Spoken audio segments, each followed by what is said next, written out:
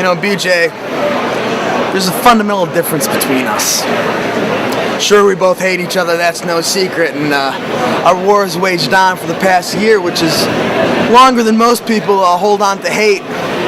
But it seems you and I neither forgive nor forget. But the reason you fight, it's not all me. It can't be all me. After all, you were the one that walked out on me. Why do you fight? What do you fight for? I've listened to you talk. I've been around you enough. You fight for acceptance. You want these fans, these people to look at you a certain way. You have this self-absorbed desire for a legacy, to be great, to be the Messiah here at Ring of Honor. You're fueled by pride. You're fueled by hubris. You call that a worthy cause? Tonight, I fight for the worthiest cause of all.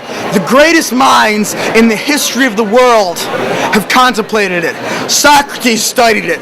Shakespeare wrote songs and plays about it. Tonight, in that very same fashion, I fight for it. See, the war we've waged, it's very familiar to another war in history. See, many moons ago, the fallen angel Lucifer and his minions declared war on God and the archangels. Their uprising was declared in the name of pride, in the name of a legacy, to be the greatest. Well, the archangels went to hell and back, but at the end of the day, love conquered all. See, you talk about your legacy, the Messiah of Ring of Honor. Too few years from now, you and I, BJ, will be in the exact same place. 6 feet under. Our bodies decomposing, being eaten by beetles and maggots, rotting away. And then what of your legacy? Sure, the fans that have seen you, they'll remember you. But when they die, their memories die with them. There's one thing, and one thing only, that has been here since the beginning of humanity and will be here till the end. Love! That's what I fight for! I fight for love tonight! I fight for this tonight.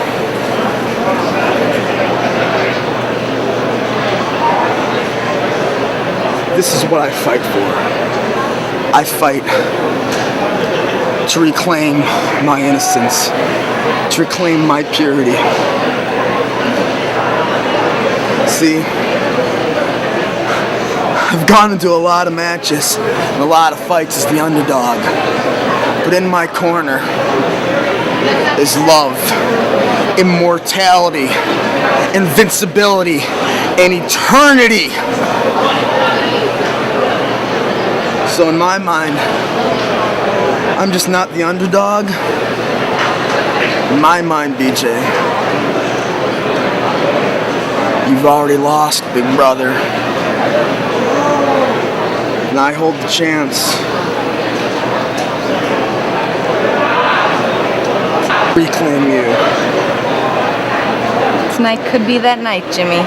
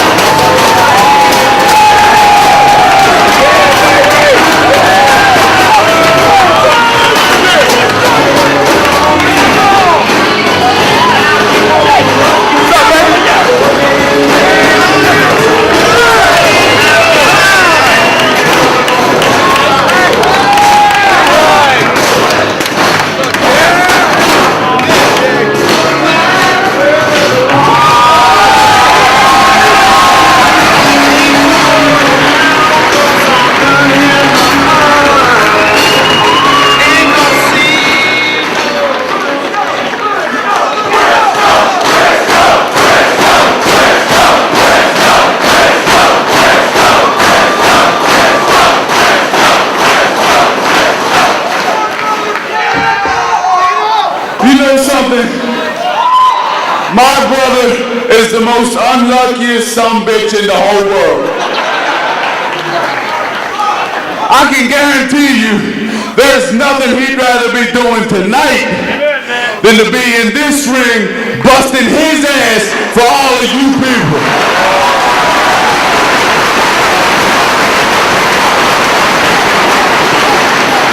But instead, tonight he's laid up in a hospital bed.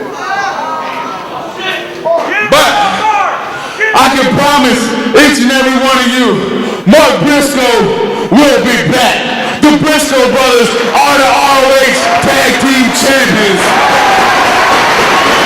And when my brother comes back, he's gonna be just as crazy as he's ever been.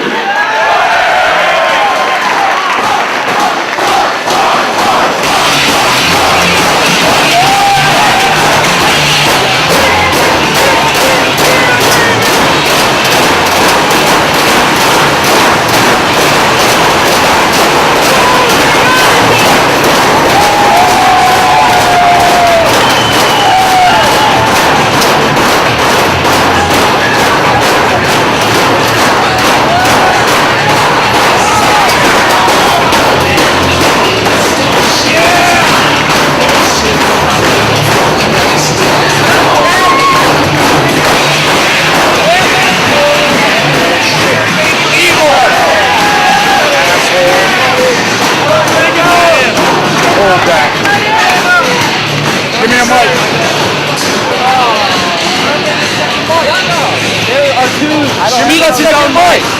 You want me to get that from him? Unfucking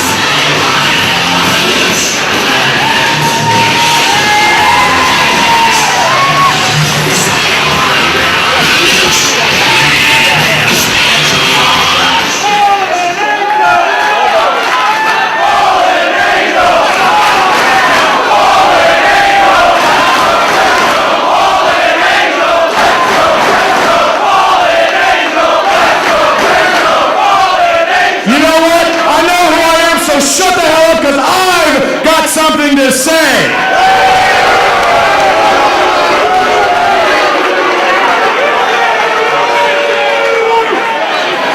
You know what, Jay? You come out here with a sad story about your brother falling on that melon head of his, and I could care less.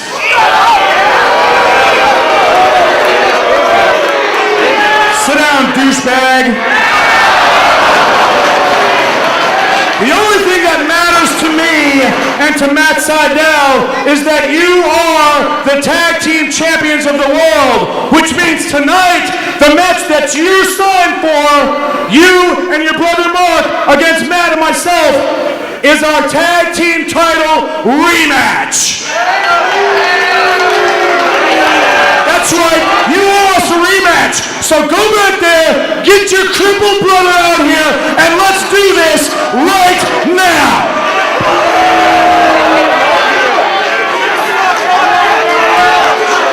Chris, I just told you, Mark's in the hospital. If he couldn't be here, I guarantee you he'd be right here. So therefore, I can't get... Shut up. You know what? If Mark's not here, then the best thing for Ring of Honor is to get you two accident-prone bastards out of here and forfeit the titles and give them to two athletes like myself and Matt Sydal. That's what you should do. Forfeit the belts. Don't boo me. It's the best thing for everyone. First of all, old man, we ain't forfeiting the damn thing.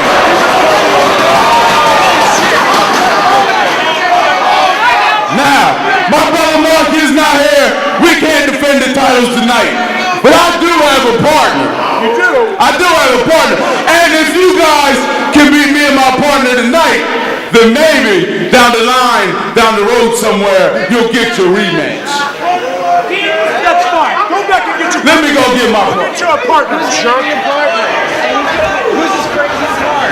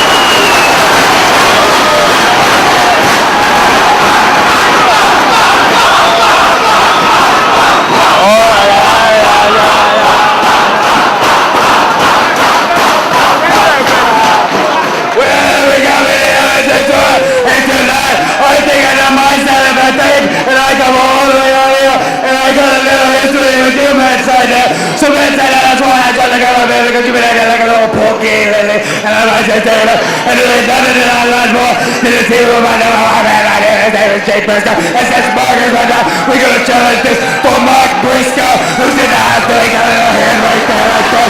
But all I got to say, but what I got to say is this turnout post right here, I think it's time for one thing, and that's this man up.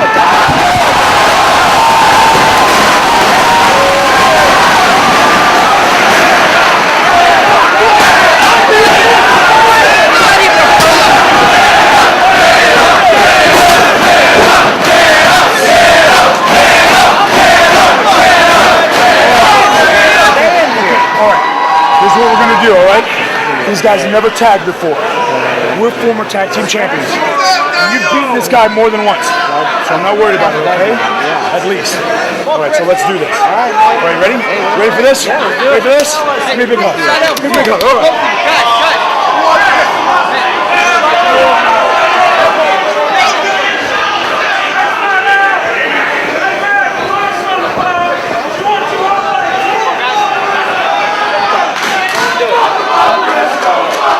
It is March 31st, 2007, the second of 2 consecutive nights here in Detroit, Michigan at the Michigan State Fairgrounds and Expo Center for Ring of Honor. It's Supercard of Honor 2.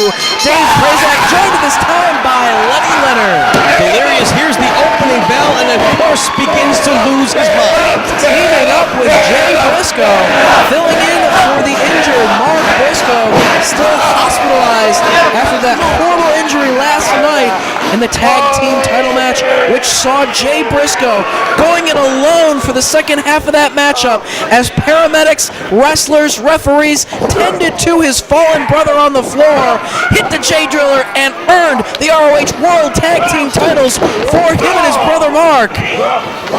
First match back after winning the titles, it's Matt Sydal and Christopher Daniels, the former champs themselves, and a right hand for Christopher Daniels sends Jay crashing in the canvas. They want a shot at those title belts, and if they can defeat the team of Jay Briscoe and Delirious here tonight, they will be given a title shot once Mark is back in ring shape. If we hear anything more about his condition, we will keep you informed during the course of tonight's event. Delirious stepping in tonight to be the partner of Jay. Quite a history between him and Matt Sydal, but right now it's a reversal by Jay, sending Daniels off and catching him with a hip toss. Deep arm drag sends Daniels down on the canvas, right back to his feet and runs into a drop kick. Jay Briscoe, all business right here. Big clothesline over the top into the floor. Daniels going up the aisle, trying to buy some time here, regain his composure. Delirious and Jay looking on. Matt Sydal coming out to talk to his partner. And we talked in the past about how losing and winning the World Tag Team titles can change a wrestler. Winning them changed Matt Sydal and turned him into as cocky an individual as I've ever seen here in ROH. Losing them, well, I don't know what the heck it's done to Christopher Daniels. Well, he just forgot to shave, apparently, but he's got a lot more serious, a lot more aggressive. Not too concerned about what the fans think about him. Certainly a changed individual himself after losing the Tag Team Championship. Go a long way in regaining those titles with a victory tonight. And he earned himself and Matt Sydal a shot at the Briscoes. Once Mark is out of the hospital and healthy, Daniels back in. No, he's going to tag Matt Sydal instead. Sydal brings himself into the ring. Ready to tie up with Jay Briscoe here. But no, he doesn't want Jay Briscoe. He wants Delirious. Unfinished business between these two, obviously. They started in professional wrestling. They ran the roads with one another.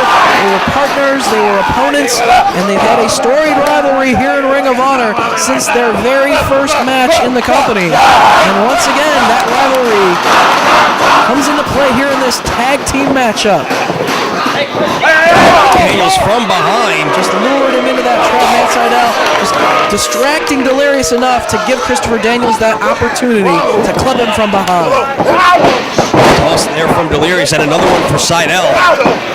Third on Christopher Daniels and a fourth for Matt Sydal. Hip toss for everyone. Hip toss. Leg lariat. But he connects with his own partner. Bam! Leaping lariat from Delirious. All fired up here. Listen to this crowd showing their appreciation to Delirious, a crowd that has come from all parts of not just the United States, but of the globe. Crossbody off the top. Not enough momentum to take both Daniels and Seidel down. But the drop kick from Jay Briscoe certainly did that. Fans from over 40 states and 20 countries making their way here to Detroit for our second night of 2 events here in the Motor City. Big chop from Briscoe on Daniels. And one from Delirious on Seidel. All 4 men brawling out on the floor here. Chopping away at the chest of Christopher Daniels. Jay Briscoe now firing away with punches. Daniels shoving away, but still feeling the effects. Falls flat on his face. I think I've seen that somewhere before. Delirious now with Matt Seidel by the head. Flipping away on the back. Pulls him back underneath the bottom rope and inside the ring. And their partners heading back to their respective corners. Delirious and Seidel now back into the ring. Delirious goes behind Seidel. High angle on that belly-to-back suplex. Nicely done. Staying right on top of Seidel. Grabs the front face lock. Brings him back to his corner and tags in Jay Briscoe. Matt Seidel winning the last chapter of his feud with Delirious in England. 2 out of 3 falls. I know Delirious wants to get the upper hand once again in their rivalry. But right now, Jay Briscoe with Seidel, Japanese stranglehold, just sitting on his back, pulling up on the arms, choking him out with his own arms. Christopher Daniels makes his way in, went to kick at Jay Briscoe, saw him coming, released the hold on his own, and avoided Christopher Daniels. Takes Seidel back to the corner, European uppercut. Right hand to the top of the head of Seidel. Forearm shot, right to the side of the jaw, and a tag to Delirious. Sets him in the corner, now just putting the boots to Matt Seidel, driving him into the corner. Paul Turner right there warning Delirious. Trying to let Seidel out of the corner, but Delirious smartly staying right on him now that he has the advantage. Snapmares, Delirious over, drives the boot right between the shoulder blades. Cover. Seidel able to kick out though. Feeling the effects on his back and kicking away at the rib cage is Delirious. Seidel had that rib cage exposed. Delirious taking advantage. Drives him face first to the top turnbuckle. Setting him up in the corner. Another knife edge chop to the chest. See the pained expression on the face of Matt Seidel as he shoots Delirious off the ropes. Leapfrog by Seidel. Kicked to the back by Christopher Daniels as he was coming off the ropes though. And that's what gave Matt Seidel this opportunity. Going for the cover here, but Delirious gets the shoulder up. Just did enough damage to the back of Delirious to allow Seidel to capitalize. As that foot up in the corner, Delirious hits the corner hard. Daniels now. Double team work with Seidel. Body slams his own partner into basically a senton across the chest of Delirious. Effective teamwork here on the part of Daniels and Seidel. We've seen them do that before. Very effective tonight against Delirious. Chest first to the corner. Daniels just mocking Delirious as he clutches away at his chest after colliding with the turnbuckle. Picks him back up to the center of the ropes. Picks him off. Drives the knee right to the midsection again. Delirious having trouble breathing, and Daniels continues to mock him. Boot to the small of the back and a tag to Matt Seidel. Former tag team champions working well as a unit once again here. Cannonball leg drop off the second rope by Matt Seidel. Delirious with that shoulder up off the mat. Oh, the hold of the tassels of Delirious. Mares him over, continuing to use those tassels now as he grabs the head scissors. Trying to slow Delirious down. Cut off his oxygen as well from this position, but rolls his way toward the ropes to break the hold. As Jay Briscoe looks on. Got one of those tassels ripped off the mask now. Does Seidel, and he's choking away. Blatant choke right in front of the referee. Christopher Daniels trying to tell him he's not doing anything wrong, but meanwhile, that tassel right around the throat. And Seidel takes a shot at Jay Briscoe on the apron as well. So again, more work to cut off the oxygen of Delirious by Seidel. Makes the tag to Daniels. Boots to the midsection. The Fallen Angel firing away on Delirious in the corner. Brings him out by the mask. Face first to the top turnbuckle in the other corner. Hard Irish whip to the buckle. Daniels charges and drives his shoulder to the midsection. Delirious struggling to breathe at this point.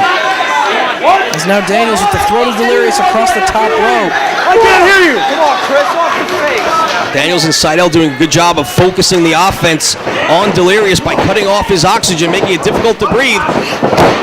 Rolled him up out of the corner. We got two. One clothesline from the Fallen Angel takes away his momentum. Tried to mount some offense there, was able to roll him up, but Daniels back in control. Into the abdominal stretch he goes. There you see Delirious gasping for air there momentarily. Now caught in the abdominal stretch, and Seidel's going to give his partner a hand. Out of the line of sight, referee Paul Turner doesn't see that Seidel is giving him extra leverage on the abdominal stretch. Seidel not just helping out by grabbing Christopher Daniels' hand for leverage, really pulling back on the arm of Delirious as well. Really stretching out those intercostals in the rib cage, and that's not going to help the rib cage any either. Both boots driven right into the stomach and ribs of Delirious by Seidel. Come on. And now Seidel trying to wear down Delirious himself. Like a seated version of an abdominal stretch from this position. As Paul Turner checks on Delirious's condition. Trying to hang in there, dig down for some energy here. Work his way out of the hold, back to his feet. Jay Briscoe encouraging Delirious on. As is the crowd here, as Delirious back to his feet. Sends him to the corner. Series of forearms to the midsection of Seidel. Reverses it and fires back with forearms of his own. Delirious sent to the corner. Seidel with a head of steam. Leaping Larry in the corner, nowhere for Delirious to go. And there's the cocky Matt Seidel. Waving to the crowd. Drives him face first into the boot of Christopher Daniels once again. Back in comes Daniels. Pulling Delirious out of the corner. Christopher Daniels with a body slam on the masked man. Daniels off the ropes. Great momentum. Slows down and goes for the cover. Chose not to inflict more punishment by, say, dropping an elbow. And then gets frustrated that Delirious kicked out. Almost toying with Delirious at this point are Seidel and Daniels. They've had control of this match for the past several minutes. They've kept Delirious away from his corner, unable to tag Jay Briscoe into the match. Delirious fighting his way back to his feet, however. Off the ropes he goes. Ducks a clothesline. Nicely done. Head scissors. Takes Daniels off his feet. Into the midsection. Cobra clutch into the backbreaker. Two big moves from Delirious right there in succession on Christopher Daniels. This could give Delirious the opportunity to work his way toward his corner and get a fresh Jay Briscoe into the ring. Needs to see where he's at though. Crawling toward his own corner now. Seidel tagged in, and there's the tag to Jay Briscoe. Briscoe coming in, charging. Clothesline knocks down Daniels. Takes Seidel off his feet and sends Daniels down one more time. Head scissors now takes Seidel down. Right back up and runs into a super kick. Jay Briscoe, chin breaker on Daniels. Quickly over to Seidel, not giving a moment's rest here. Falcon Arrow working over both of his opponents. Only two. He won the tag team titles last night, wrestling two men by himself. Certainly not an ideal situation, but Jay doing everything he can to fight off both guys. Inside out, reversal of the Irish whip. Jay Briscoe got met with Christopher Daniels from the floor, holding Jay Briscoe, but moves out of the way. Seidel connects with Daniels. Big boot from Jay Briscoe. Both of his opponents out on the floor.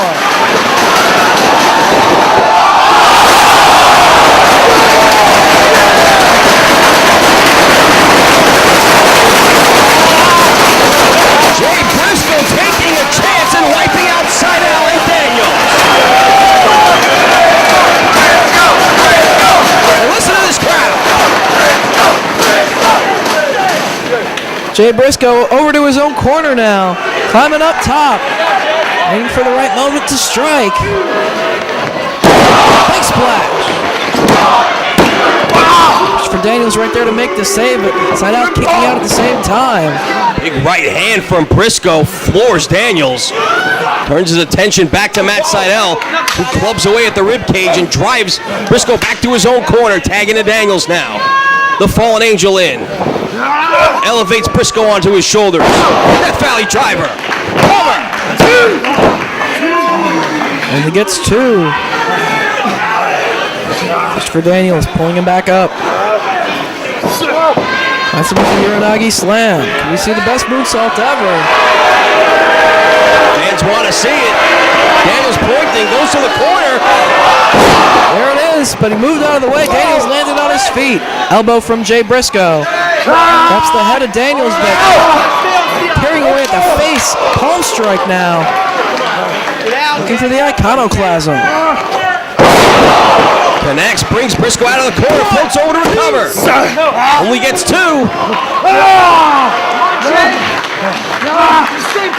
Floats right over and has Briscoe locked right in the center of the ring, but Delirious makes the save. And quickly crawling back out to the apron is Delirious. There's the tag. Delirious, the legal man. Christopher Daniels came charging, dropped toe hold into the turnbuckle. Big attack. Running knee in the corner, connects. Delirious quickly to the outside. Right back to the top. Shadows over hell. Cover. Seidel able to break it up. Another 2 count. Seidel back to the outside. Daniels makes the tag. Boot to the midsection by Delirious. Seidel with the reversal. Delirious off the ropes. Seidel goes through the legs, clubbing it to back. There it is, driver. 1, 2. Only 2, though. Seidel can't believe it. Staying right on top of Delirious here, though. Headbutt to the midsection. These 2 men know each other so well. Going for the Cobra Clutch. Seidel trying to fight his way out of it. Breaks free. Able to use the ropes to break free. Caught with a knee. Going for the Bizarro driver. Sweeps the legs. Standing moonsault. 1, 2. No, that's short. Very close right there, but only 2. Delirious able to get the shoulder up.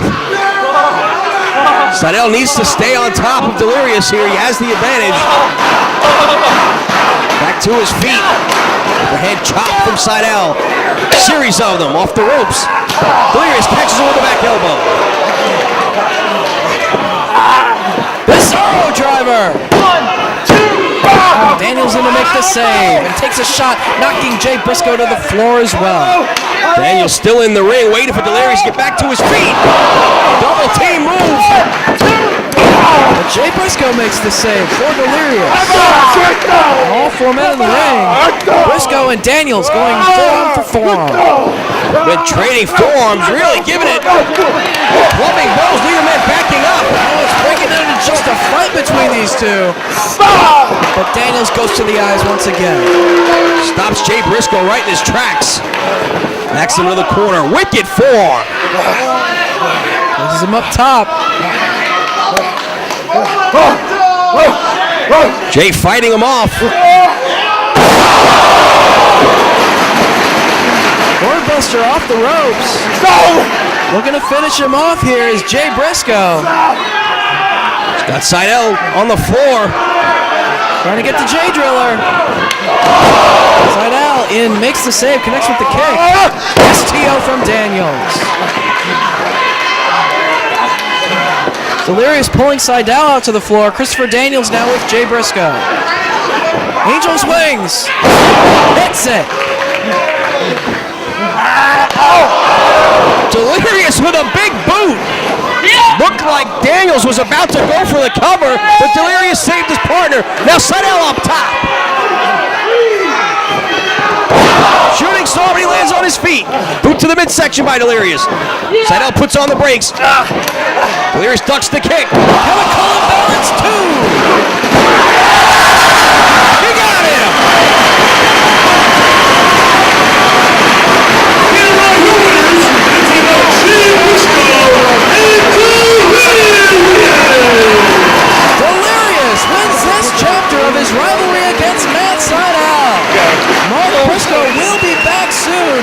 the Briscoes can start their 4th reign as ROH World Tag Team Champion.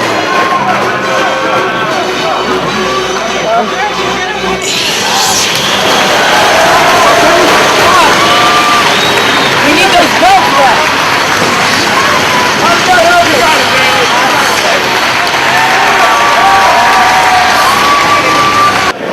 Jimmy Jacobs. This all started 2 years ago.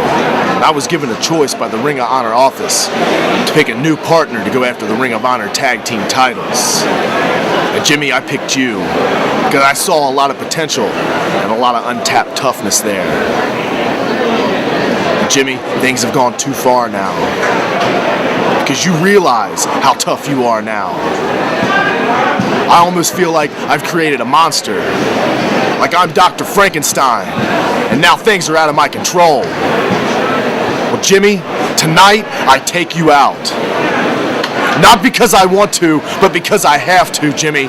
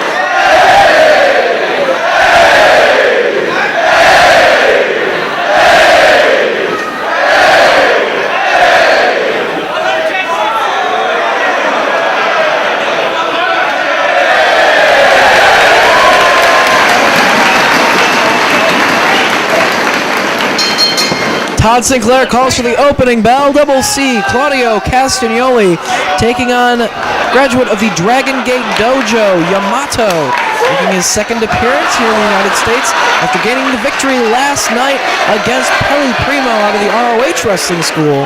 Tonight he has his hands full with a much more experienced wrestler in Castagnoli. Not a little bit vertically challenged when it comes to Claudio Castagnoli, but smart enough to stand on the ropes to gain a little bit of a height advantage, but not much. Greco-Roman knuckle lock from this position, and tried to use some momentum to take Claudio off his feet, but he stayed on his feet and powers Yamato down to his knees. I mentioned Yamato last night, victorious over Pele Primo in his first ROH appearance. Claudio Castagnoli on the losing team in the main event last night in that 8-man tag team matchup. A rather curious choice being picked to represent Ring of Honor given his past here in the last 6 months to a year. Yeah, but he certainly showed with his wrestling skill last night just why he was selected to be on the team for ROH, because he is such a gifted athlete in that ring. Well, an olive branch on the part of Ring of Honor, recognizing the skill inside the ring of a Claudio Castagnoli, his past, poor choices in friends, shall we say, notwithstanding, estranged from his former tag team partner, his partner in the Kings of Wrestling, Chris Hero, thanks to Larry Sweeney. That's all Larry Sweeney's fault. It's Larry Sweeney that pulled Hero away from Castagnoli. Pretty much for a while left Claudio Castagnoli as a man with no friends, and ROH extending that olive branch, and Claudio doing a tremendous job last night, although coming up just short in that main event. Yamato sent to the ropes by Castagnoli. They collide in the center of the ring, neither man going down. Castagnoli telling him, hit the ropes once again, kid. Not able to take him off his feet. Hey, a little bit posing from Double C. Yamato is very well put together, but I don't think he wants to try and match strength with Castagnoli. Castagnoli now going to try his luck off the ropes. Yamato drops down, tries to go for a leapfrog, but Claudio just catches him in midair. But Yamato staying on his feet. Drop kick. Castagnoli stays on his feet. Duck of the clothesline. Yamato able to take him down with a shoulder tackle. Had enough momentum after that second charge off the ropes to knock Castagnoli down, but still feeling the effects is Yamato as he makes his way back to his feet. Great opportunity here for Yamato to take on an established competitor in professional wrestling, one of the top stars here in ROH. Definitely a big step up in competition. Not a slap with a guy like Pele Primo, but he's only been wrestling a year or so, and a guy like Claudio Castagnoli, this is definitely a big step up in competition for Yamato, a youngster himself in this sport. Reversal of the Irish whip, Yamato up and over in the corner. European uppercut from Castagnoli takes him back. Quick cover here from Castagnoli. Todd Sinclair right there, only able to get two. Did not hook the leg. Yamato able to kick out. And then back to their feet. Castagnoli with a scoop. And a hard slam right in the center of the ring. And a leg drop immediately to follow. Another cover. Again, does not hook the leg. And again, only gets two. Castagnoli looking good here. And interesting to point out that he has been training with Swiss wrestler Rene Lasartesse as of late. And he has informed me that he's taught him a new maneuver that he may be putting to use to finish off some of his opponents here in the future. The Lasartesse lift. Nice European uppercut to the back of the neck as Claudio goes for the cover. The Lasartesse lift, basically a gut wrench into a pile driver.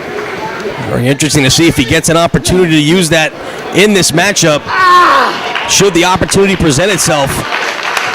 Tying up Yamato here. Of course, Claudio, a European wrestler himself, likes to utilize different styles, different influences in his wrestling repertoire. Elements from Japan, elements from Mexico, elements from Europe, and some traditional American wrestling thrown in as well. Yamato back up. Set in the center of the ring looking for a suplex, but Yamato putting on the brakes. Really sitting down, not allowing Castagnoli to get him off his feet. Almost got Castagnoli up, but this time Castagnoli does elevate him, but again Yamato goes behind, lands on his feet. Standing switch by Castagnoli. Yamato breaks free off the ropes. Head of steam for Yamato, spear! Driving him down to the canvas. Got all of the spear right there, but he needs to follow up. Yamato digging down for some energy. Back to his feet. Trying to make the most of this opportunity. Getting in the ring with Castagnoli. Big boot to the face, though. Yamato again charges in one more time, runs into the boot of Castagnoli. Off the ropes. Blocked by Yamato, looking for an exploder, but Castagnoli driving the elbow to the back of the head. Gets it this time, does Yamato. Great show of strength right there. Cover. But no, only 2. What an upset that would be, and a feather in the cap of Yamato here in his second ROH appearance to be able to put down the shoulders of a guy like Claudio Castagnoli for a 3 count. Chopping away at the chest of Double C. The ropes he comes, ducks Yamato's clothesline. And a bicycle kick right there from Castagnoli. Plants the boot right into the side of the jaw. Yamato dazed as he slowly gets to his feet. Running European uppercut, turns him inside out. Hooks the leg. No! Ring positioning right there as he's able to get his foot across the bottom rope to break up the pin attempt. That's something you normally see in a wrestler as young as Yamato, or inexperienced, I should say, as Yamato, but a good job of ring awareness, knowing how close to the ropes he was and able to force the break. Forearm shot from Yamato after absorbing several European uppercuts now. He's firing back. Not backing down, getting rocked with that European, but still firing back. And staying on his feet, too. Another forearm strike. Avoids that European German suplex. That's how he beat Pelly. No, only 2. Castagnoli able to get the shoulder up just in time. Yamato less than half a count away from what would be a tremendous upset. Go for another German. Standing switch. European to the back. Elbow-boy water slide from Castagnoli. 2, 2.5. Once again, Yamato able to get the shoulder up. Castagnoli now looks like he's got these going his way. Lesser test left right on his head. Cover. And Claudio Castagnoli with the victory. Here is Claudio Castagnoli. But what does the future hold for Claudio Castagnoli and dealing with his estranged partner Chris Hero and Larry Sweeney in the middle of it?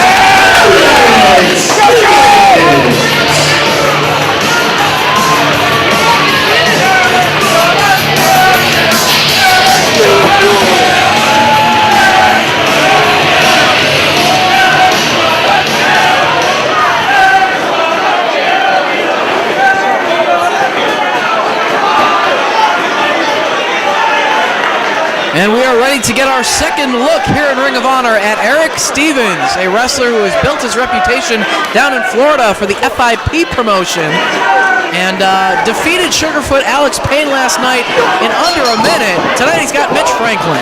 Stevens getting a shot here in Ring of Honor after winning the Florida Heritage Title Tournament in FIP. Extremely impressive last night. Franklin go for the sunset flip. Can he take him over? Just too much power from Eric Stevens. No way he's going to be able to get him over that sunset flip. Oh, up on the shoulders. Eric Stevens with Mitch Franklin. Ace crusher right there. Eric Stevens back up off the canvas. Looking for maybe the doctor bomb. That's what he won with last night.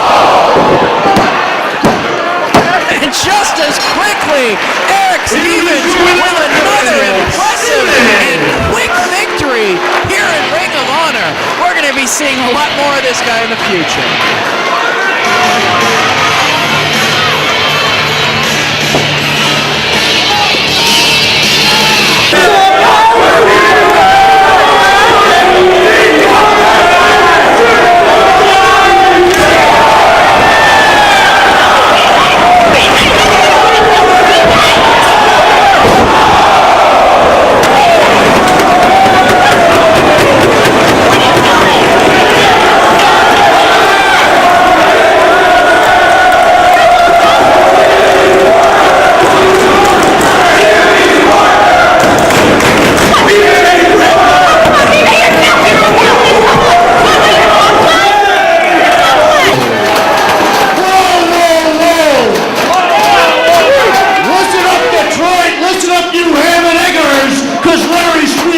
Something to say. Anybody worth their salt knows that when you sign with Larry Sweeney, you're on the express train straight to the top. Straight to the top! And over the past couple months, Chris Hero and I have been hanging out with Hollywood A-list celebrities all over the place, baby. I'm talking about guys like Corey Feldman. I'm talking about guys like Scott Baio. And you know what? Scott knows that it ain't Charles who's in charge anymore. It's Chris Hero.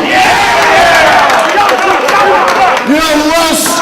The icon Paulie Shore. That's right. You've been hanging out with the Weasel, buddy.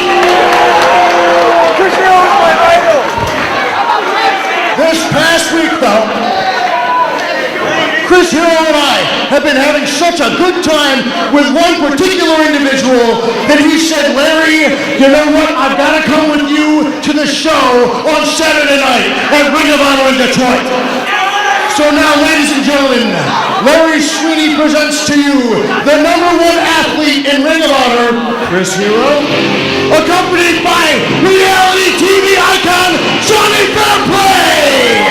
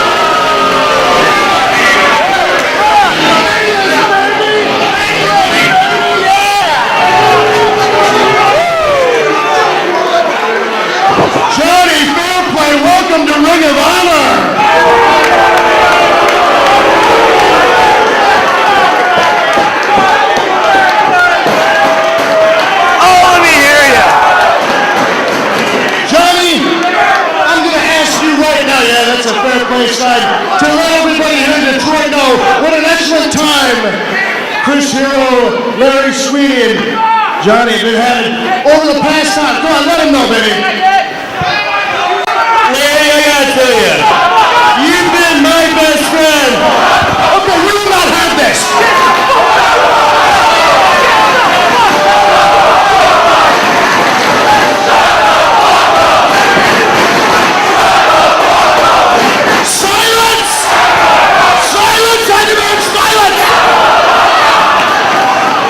Mr. Fairplay is an A-list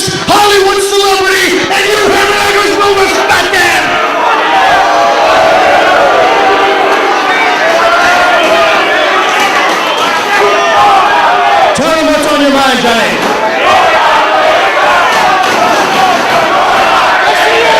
He's so famous. My grandma says I'm famous, so I'm pretty sure I'm famous. He's famous. He is famous. Larry Sweeney, we've been best friends for a long time. When me, you, and Chris Hero go out in Hollywood, we make the kids from Entourage look like Saved by the Bell. Oh yeah, that's the truth. I'm just saying. But hey, I would like to thank you for bringing me to Ring of Honor. Because you are my best friend in Ring of Honor Wrestling. He is. He is. And this is the greatest athlete in the history of Ring of Honor Wrestling. Right here, Chris Hero.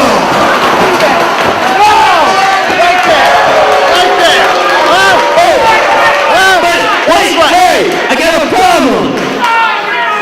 The fans of Ring of Honor Wrestling suck. Look at them. Look at all of you. You can never be reality famous.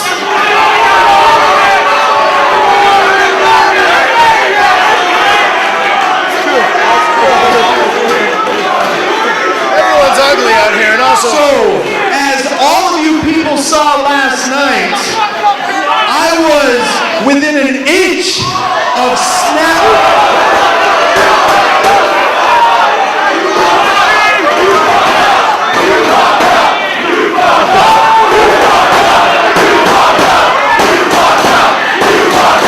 Don't you realize that chant is so 2001?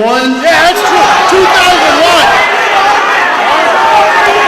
Last night, I was within 1 inch of snapping Bruno Sammartino's neck with the cravat. When somebody decided to interject themselves and ruin our fun. So you know, Chris Hero now has a problem with that individual.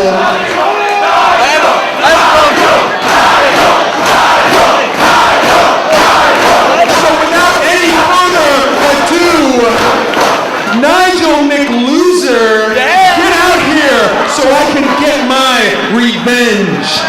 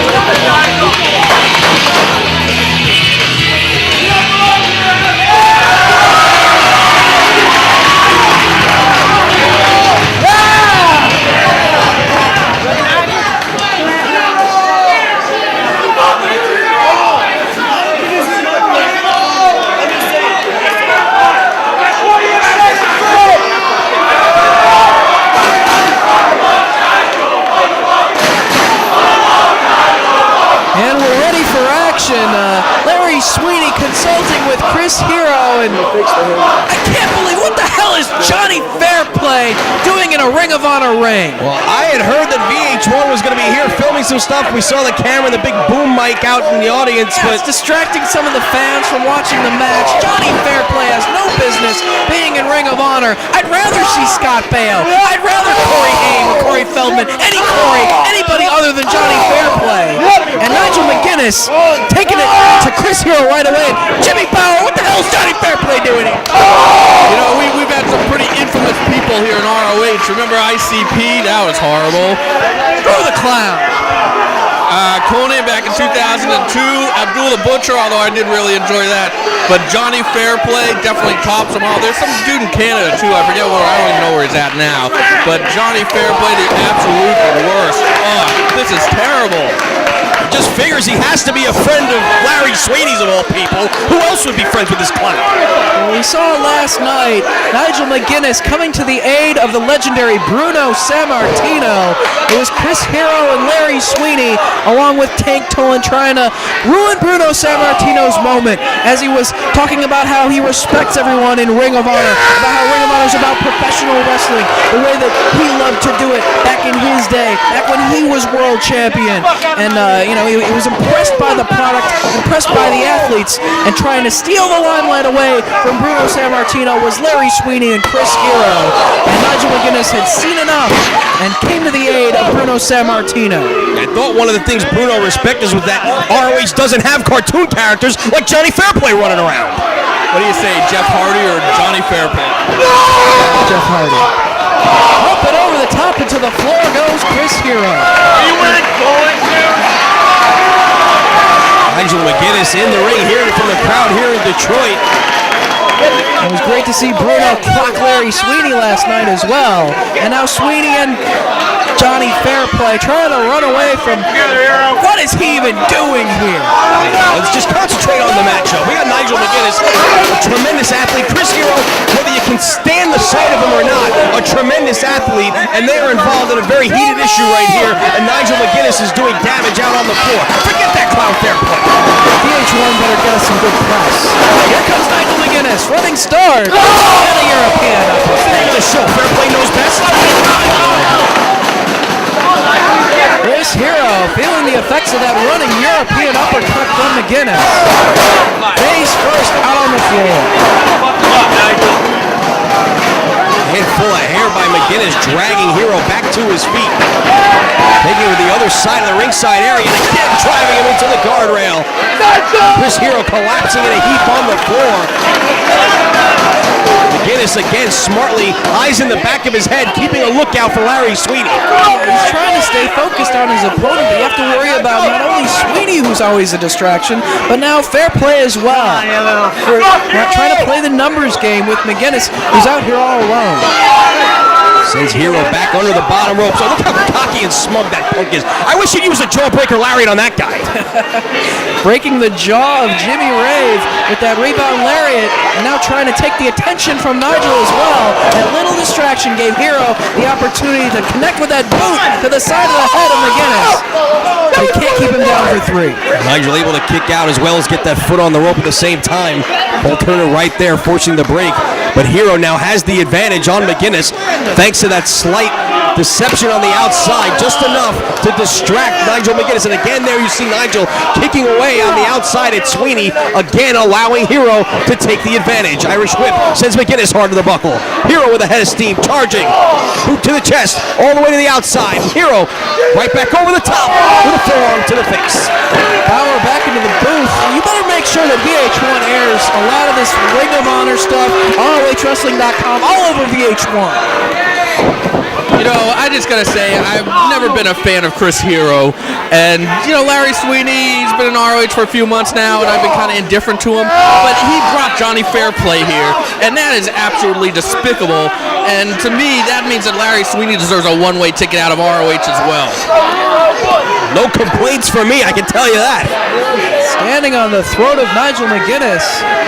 Chris Hero in control of the matchup for the moment, and just choking him on the bottom rope now. Somersaulting his way out. Oh, look at Fairplay! Look at him running around like a little girl with a goofy smile on his face because he hit a guy who wasn't looking. Real big man. Yeah, he's a celebrity, right?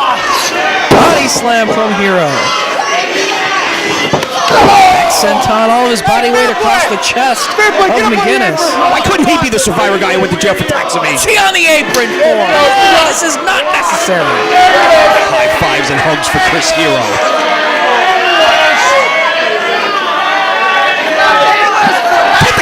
off of him. Hero with McGinnis back to his feet. Yeah, this is worse than ICP. It's worse than ICP. Long shot from Hero. European uppercut from McGinnis. Nigel fires back, but Hero responds with another forearm.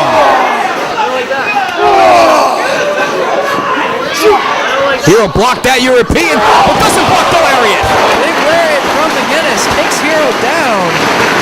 Meanwhile, you see that boom mic near Sweeney and that other guy on the floor. Yeah, get it real close because we want to hear what he has to say. Hero and McGinnis back to their feet. European uppercut. Shot right to the throat. And again. McGinnis with a series of strikes. Big back body drop. Here's Hero, no small man. And McGinnis able to elevate him up in the air with that back body drop. There's that arm trap. Likes to utilize the lariat out of it. And there it is. Cover. Folds him up. But Hero able to kick out at 2. The short arm lariat, not enough to put away Chris Hero. Hero backed into the corner one more time, but McGinnis quickly trying to capitalize on the advantage. Sets him up on the top rope. It's Tower London, but Johnny Fairplay and Larry Sweeney both grabbing the feet. Referee's got to get some control of this. Hero off to second with a boot to the chest. Quick cover, McGinnis down. And again, only able to get 2. But Hero staying right on McGinnis. Backs him to the far corner. Elevates him to the top turnbuckle. Right. So he's going to break Bruno Sammartino's neck with the bot, right? Connects on Nigel McGinnis right here, but able to get his shoulder up. Hero getting a little frustrated. Nigel again able to get the shoulder up at 2, but he is starting to absorb an awful lot of punishment. Hero plotting his next move as he stalks McGinnis. Slowly back to his feet is Nigel. Well, homage to Tracy Smothers here. Combination from Chris Hero. One of his influences. Off the ropes comes Hero. That's the big boot attempt. Big lariat from McGinnis. Cover! 1, 2! No, only 2. Once again, the lariat gets a 2 count for Nigel McGinnis. Picks Hero back up in the corner. Hero hits the buckle. McGinnis with a head of steam, but runs into the boots of Chris Hero. McGinnis down as Hero quickly goes to the top. But McGinnis up to his feet. Catches him and crashes him on the top. Looking at the Tower of London. Face full of canvas for Chris Hero. Nigel rolls him over and goes for the cover. And come on! Sweeney and Fairplay pulling Nigel McGinnis out. McGinnis may have had it won there.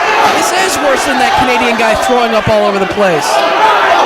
Chasing game on the floor. Sweeney inside the ring now, and so's Fairplay. Get him, Nigel! Yeah! Hey, he got in the ring, so he's fair game. Get him, Nigel! No, Paul, let him go!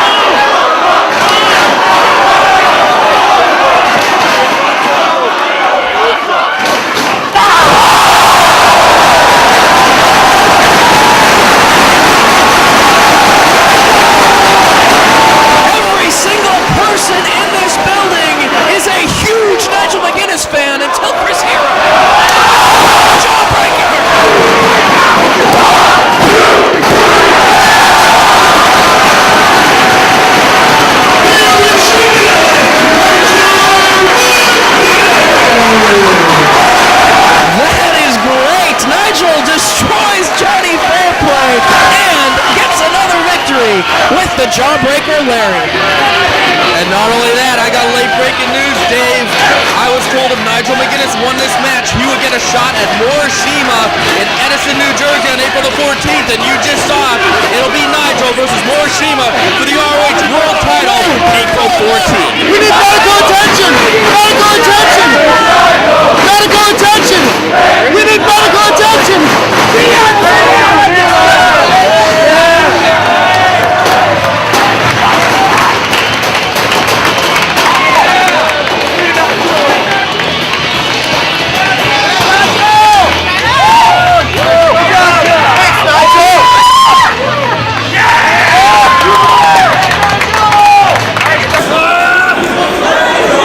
Who's going to get the maneuver?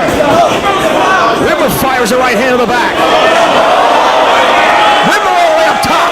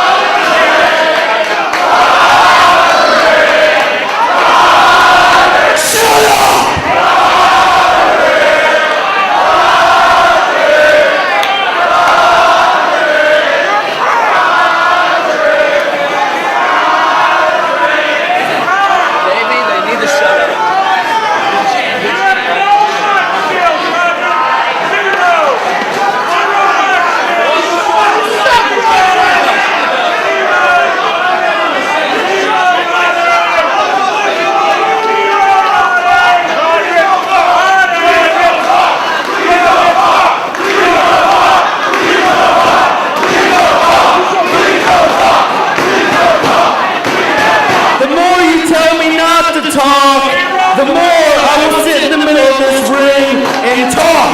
So if you want this show to go until 3 o'clock in the morning, shut up!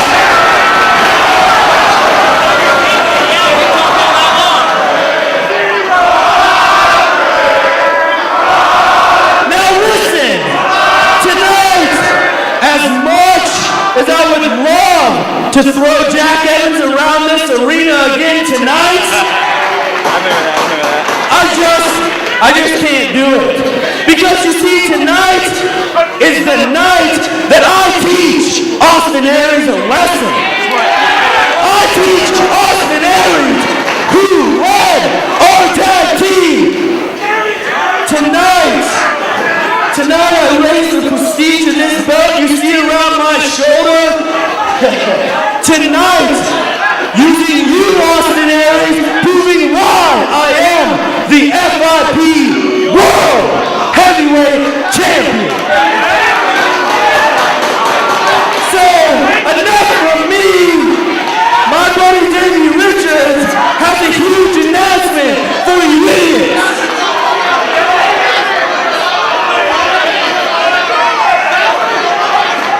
So without further ado, for all you idiots here in Detroit, don't kill the messenger, people. I would like to introduce to you, and everyone in here to the man who's going to help the NRC send Jack Evans and Doy back to Dragon Gate, broken, bruised, and battered, and that man is Rocky Romero.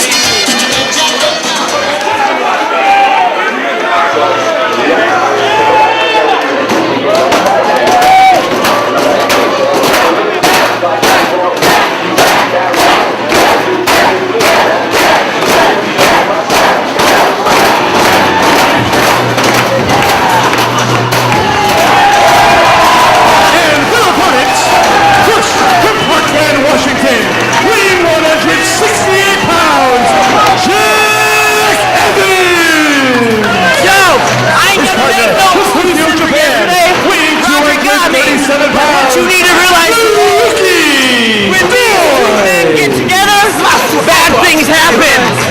Whether you've no remorse or not.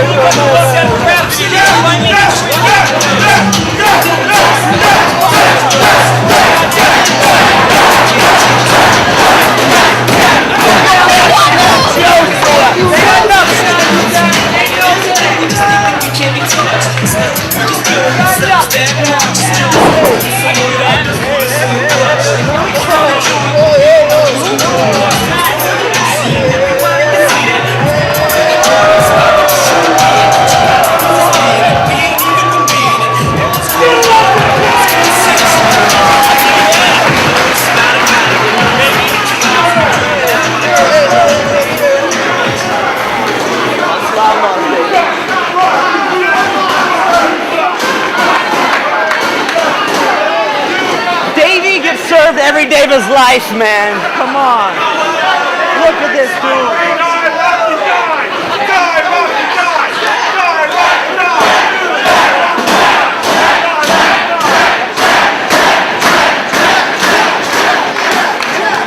You gotta get to the left of my boy.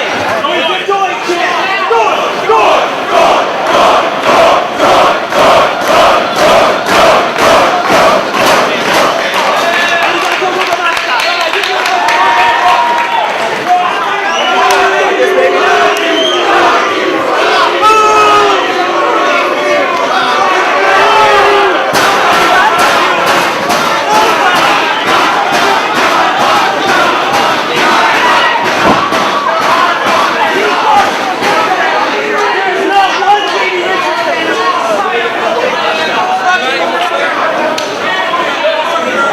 The newest member of the No Remorse Corps, Rocky Romero, unveiled by Roderick Strong and Davey Richards to team up with Richards to take on a frequent tag team in the Dragon Gate organization, part of the Muscle Outlaws faction in Dragon Gate, Naruki Doi and Jack Evans. Jack Evans dying to get his hands on Roderick Strong, not just for the attack back in New York, but for last night as well. But he's going to have to settle for Rocky Romero, the newest member of the New Remorse Corps, and Davey Richards. Collar and elbow tie-up, Naruki Doi and Rocky Romero in the center of the ring. Doi backed up against the ropes, jockeying for position now. Referee looking for a clean break. Will Doi give it to him? Overhand chop right across the chest. Back and forth they go. And firing away, neither men giving an inch. Trading chops right in the center. Out to the midsection of Romero. Sends Doi off. Shoulder tackle, down goes Romero. Right back to his feet. Leapfrog from Romero. Nice arm drag. Takes Doi down. Arm drag from Naruki Doi. Sweeps the legs of Romero. Not even a one count. Romero sweeps his legs, and both men right back to their feet. excellent display of wrestling right there by both these tremendous athletes. Neither man able to gain an advantage, and Doi wants to shake the hand of Romero, who just spits out. Fitting right in with the no remorse core, Rocky Romero. Makes the tag. Davey Richards, the legal man, stepping through those ropes. And in comes Jack Evans.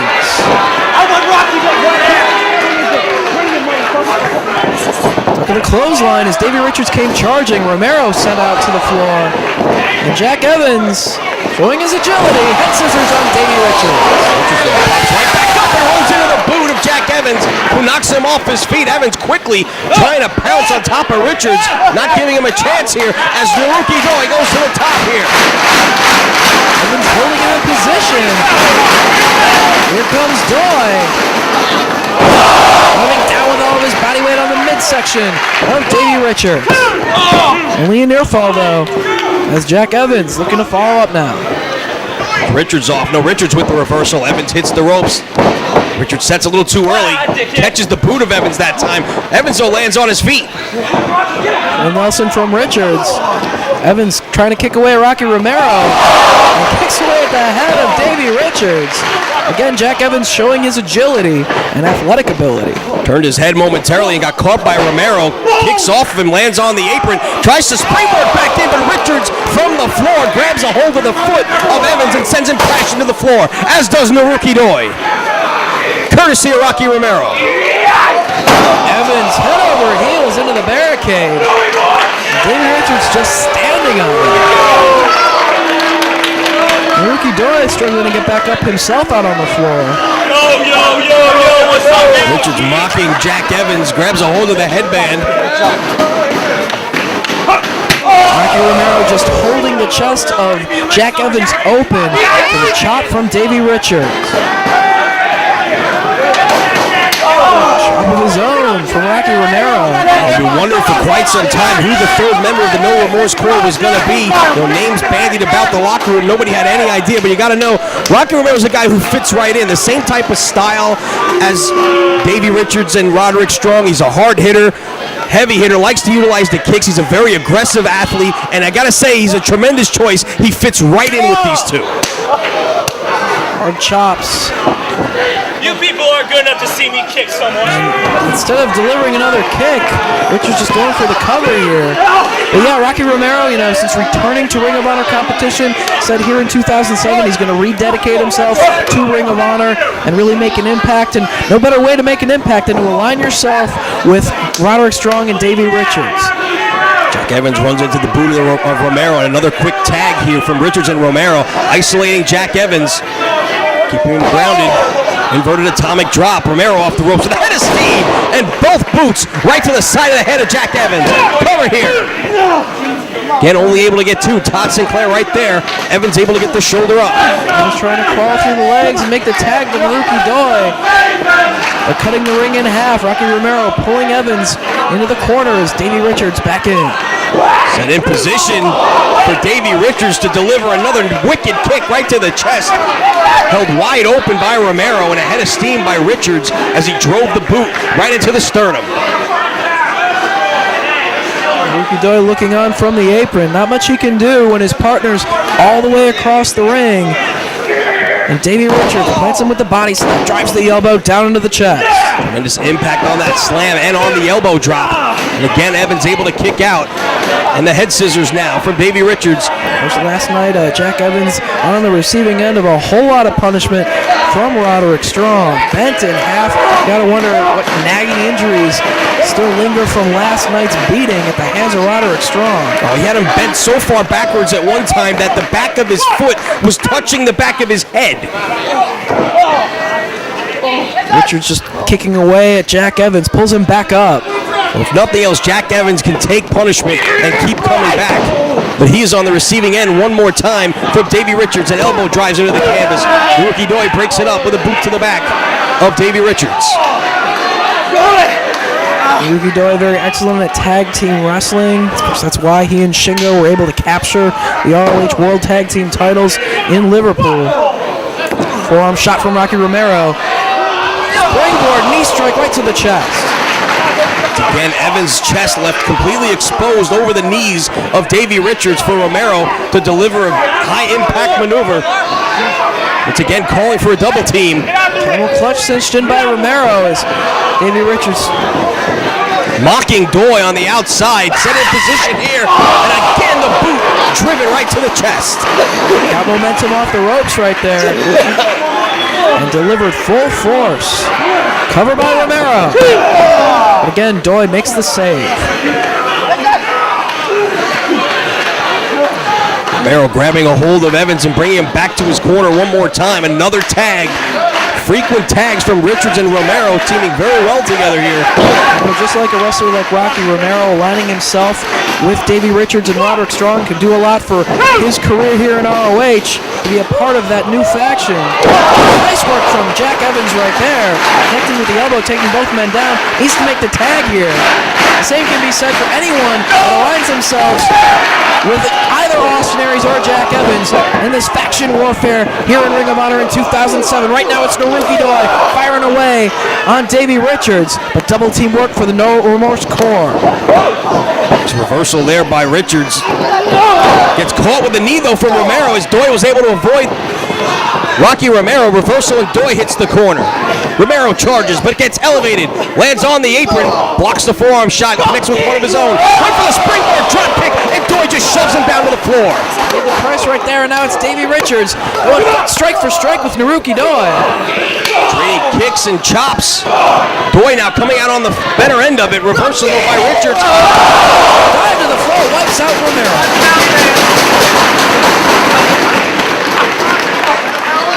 Back to his feet. Davey Richards going for the baseball slide drop kick. Doi back inside. Shoulder block to the midsection. Richards brings himself back in. Lands on his feet, goes off the ropes through the legs of Doi. Step up Enziguri right on the ear. That definitely dazed Doi.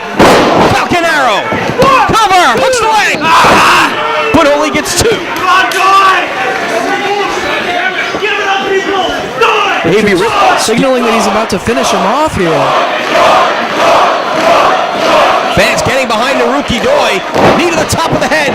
Able to escape. Richards ducks the clothesline. And gets dumped. Only two. Richards gets that shoulder up. I'm winning. Doi looking to follow up. Setting Richards in the corner, has him on that second turnbuckle. Right hand to the top of the head. Catches Romero coming in with a boot. What could they be going for here? Placing them both in the corner. Nowhere for either guy to go as Doi's driving the elbows. Oh, he's setting him up for Jack Evans.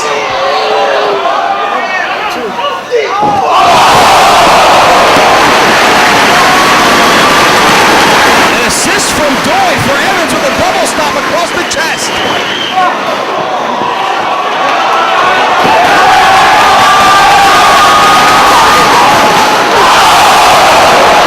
Naruki Doi with great momentum with the cannonball into the corner. And hearing it from the crowd. Cover! Too close to the corner, and Richards gets his hand on the bottom rope. Doi thinking about his next move, needs to follow up here. He's got Davey Richards in a weakened position. Maybe looking for Doi fives.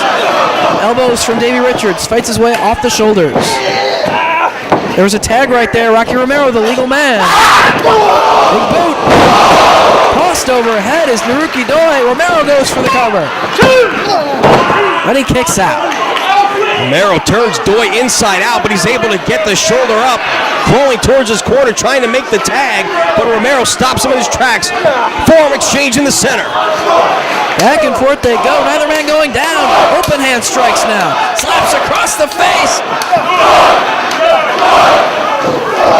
Into the midsection by Doi. Off the ropes he comes. Big forearm. Romero with one of his own. Knee strike didn't even phase him. Doi coming out of the barrel of that exchange. Gets caught with a knee to the midsection. Hard exchange between these two athletes. Reversal of the Irish whip. Romero into the buckle. Gets the boot up into the face of Doi. Second rope. DDT. Cover by Romero. Hooks the leg. Only an ear fall. It's again Doi able to get the shoulder up. Romero starting to take control here. Elevates Doi to the top turnbuckle. Follows him up. You see a superplex here from Romero. Doi trying to fight him off. Shots to the midsection. Who's going to get the advantage here? Doi all the way up top. Went for the sunset flip, but Romero hung on. Right hands, drops Doi. Romero all the way up top. Doi to his feet. Turns him inside out with the German off the second. Both men feeling the effects down on the canvas as Todd Sinclair administers the double count on both wrestlers. Both men need to make a tag here, get a fresh wrestler into the ring. Both Evans and Richards want in. Richards gets the tag first. Doi crawling the wrong way and gets caught by Richards. For the DR driver and his arms butterflied. A butterfly brainbuster. But Doi now up on the shoulders. He's got Davey Richards up. Richards struggling, hanging on. And Rocky Romero's got the leg of Naruki Doi. Jack Evans.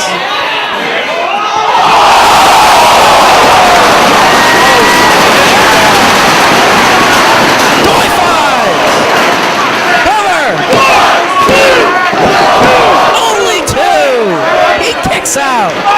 And Doi finally makes the tag to Jack Evans. Quickly trying to pounce on a stunned Davey Richards. Forearm shots, not doing much damage. Open hand strikes from Evans. Lefts and rights. All over Davey Richards. Boot to the point of the jaw. Evans off the ropes. Misses the kick. Richards went for that handspring enziguri, and mid-handspring, a drop kick from Jack Evans. Now handspring elbow. No, caught by Davey. Reverse Rana right on his head. Cover. Romero makes the save. Pounding away now, and here comes Naruki Doi. Running drop kick sends Romero to the floor. Doi follows. Trying to keep Romero down on the floor as Jack Evans looks to go up top. Richards on his back. But he's back to his feet, takes away the balance, and crotches Jack Evans on the top turnbuckle. Doi and Romero still going at it on the floor as Richards climbing up with Evans. Rocks him on the top. Knee strike from Evans. Series of them. Now it's Richards crushed on the top rope. Hung upside down in the corner. He's in a bad way. Evans standing on top. Double knees right to the chest. Putting him in position now is Jack Evans. Could we see the 630? Dakota, this one's for you.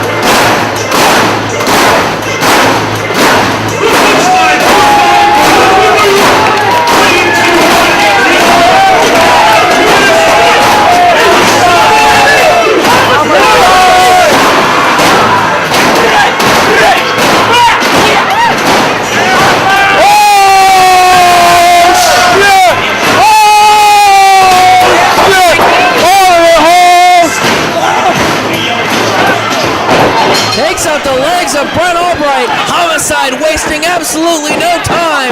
The gun for hire, obviously taking a payday from Jim Cornette. Surprise return last night just to take out Homicide, and now Homicide's all over Albright. Clubbing away on Albright. Homicide, both men back to their feet. Now right hands for the notorious 187. Reversal by Albright. Homicide off the ropes. Albright sets too early, gets caught with a boot. Off the ropes goes Homicide. Caught by Albright. Monkey flip down to the canvas. Homicide comes charging. Albright moves out of the way, though. Gets the elbow up into the jaw. Homicide to the second rope. Swinging DDT. You know Homicide wants to get some revenge on Brent Albright for taking that payoff from Bryan Danielson back in Chicago just before Homicide had that opportunity to go after the ROH World title, which he eventually did win. But Brent Albright tried to take him out, tried to do more damage to that shoulder just for that payday because he is that gun for hire. There's nothing Brent Albright won't do for money. Whoever wants to pay him, he's their man. He's going to try and get the job done. Shoved off, though, by Homicide. Catches him with the boot, does Albright. Sets himself on the top turnbuckle, but Homicide catches him with a palm strike. All the way up top. Wait a second. What's this? Adam Pearce. Adam Pearce with a clothesline. Boots to Homicide. Adam Pearce, obviously here at the behest of Jim Cornette. Yeah, he kissed his ass for so long just to make Jim Cornette happy. And now Pearce and Brent Albright working over Homicide. That's got to be a disqualification. Oh, yeah. But here comes Colt Cabana.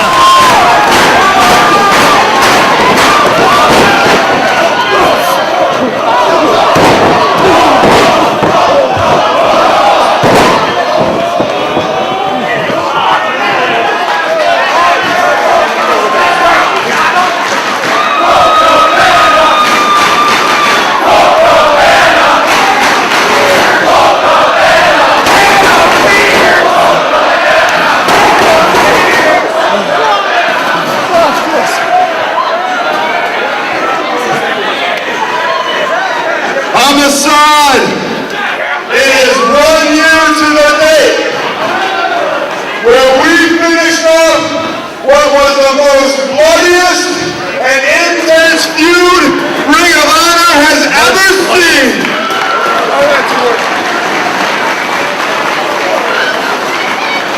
This has to do with you. I'll get to it in a second.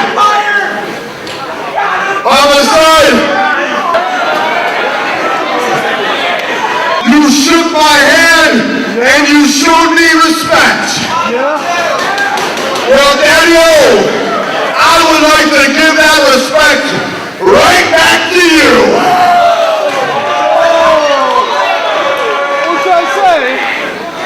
I'm talking about Colt Cabana and Homicide teaming up. First time ever.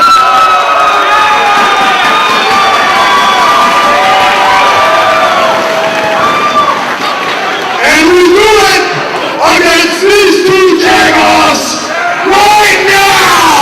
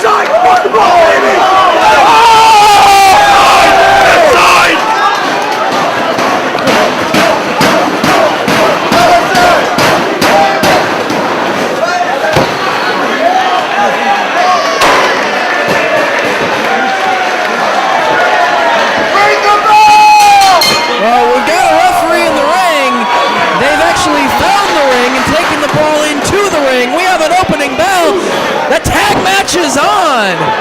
Homicide and Colt Cabana taking on Adam Pearce and the gun for hire Brent Albright. Neckbreaker from Homicide. Cabana and Homicide teaming up for the first time here. I never thought I would have seen it. A year after ending their rivalry. Rivalry? That was a blood feud. Yeah. Absolute wars waged between these two guys. Attempted murders in the middle of the ring. And here they are teaming. And they're doing damage to both Brent Albright and Adam Pearce.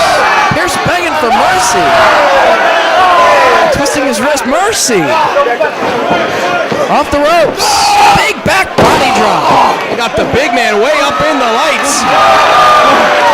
Homicide and Colt Cabana standing tall here after this brawl went all over the building here in Detroit.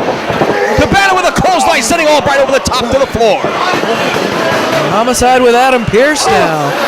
European uppercut from Homicide, chopping away at the chest of Pearce. Reversal of the whip though. Homicide into the ropes. Blocks the attempt. Ace crusher. Cabana hits the steel on the floor. Wait, it's the manservant Shane Hagedorn from behind. Manservant. Putting the boots to Homicide. Wait a second. Top Pelly Primo. That's press off the top. Backside time. He's taken out Shane Hagedorn, so he's not going to be a factor in this match. Pelly Primo from out of nowhere to neutralize Shane Hagedorn. Pelly Primo and Shane Hagedorn now crawling into the front row themselves. These two no strangers to one another. They've been feuding over the top of the class trophy. Chair to the back of the head by Primo and Hagedorn. Well, hopefully that'll be the last we see of Shane Hagedorn getting involved in this tag match. And here comes Jim Cornette. Homicide doesn't even know he's behind him. Oh, now he does. He's got Jim Cornette. Knock him out. But from behind, Brent Albright. German suplex. Homicide gets dumped. Cover.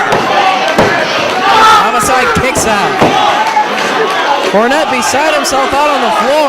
Back in comes Adam Pearce. Cornette absolutely obsessed with the destruction of Homicide. And now it's Pearce and Brent Albright double teaming Homicide in the corner, chopping away at the chest. Double team Homicide off the ropes. Double flapjack. Cover by Pearce. But Homicide able to kick out. Pearce taking issue with the referee's count right there, as is Jim Cornette from the floor. Backs himself into the corner. Back in comes the gun for hire. Homicide held in position by Pearce for Albright. Waistlock and a beautiful belly to back suplex. Take nothing away from Albright as he knocks Cabana to the floor.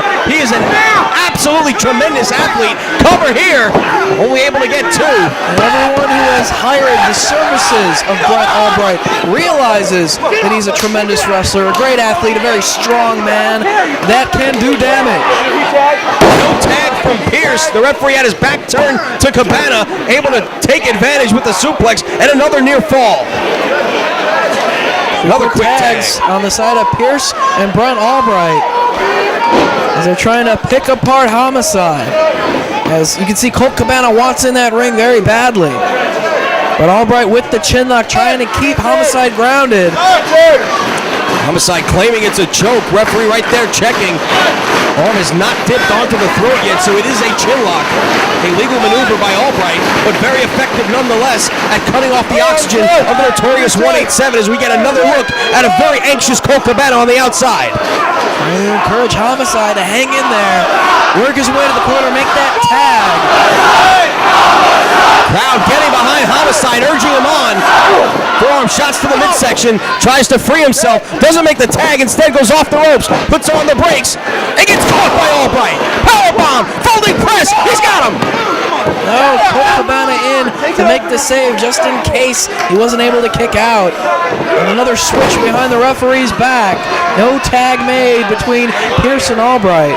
Big elbow from Scrap Iron Adam Pearce. You're looking for that pile driver. Homicide through the legs though. Trying to go for that ace crusher, but Pearce hooked his arm around that top rope to block the attempt. Pile driver right on his head. And very smartly, maybe on instinct, Homicide rolling to the floor so Pierce can't go for the cover. Pierce smartly, though, going right out after him, trying to throw him back into the ring, but Homicide is just limp. Having trouble finally able to get him onto the apron, shoves him in, but has it been too much time? Cover! Homicide kicks out.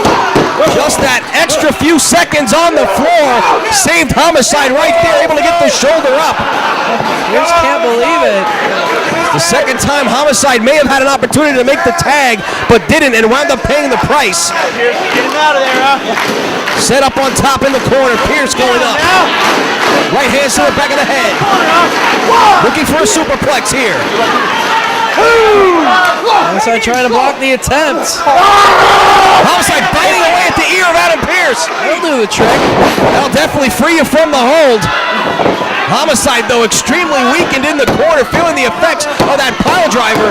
May not know right where he is at the moment. He's got to find a way to get to Cabana. Cabana has his arm outstretched, encouraging Homicide to work his way to that corner. Cornette screaming at Pierce. Once again through the legs. There's the tag. Right hands from Cabana, taking on both men. Shot for Pierce, shot for Albright, back and forth. Colt Cabana working over both men.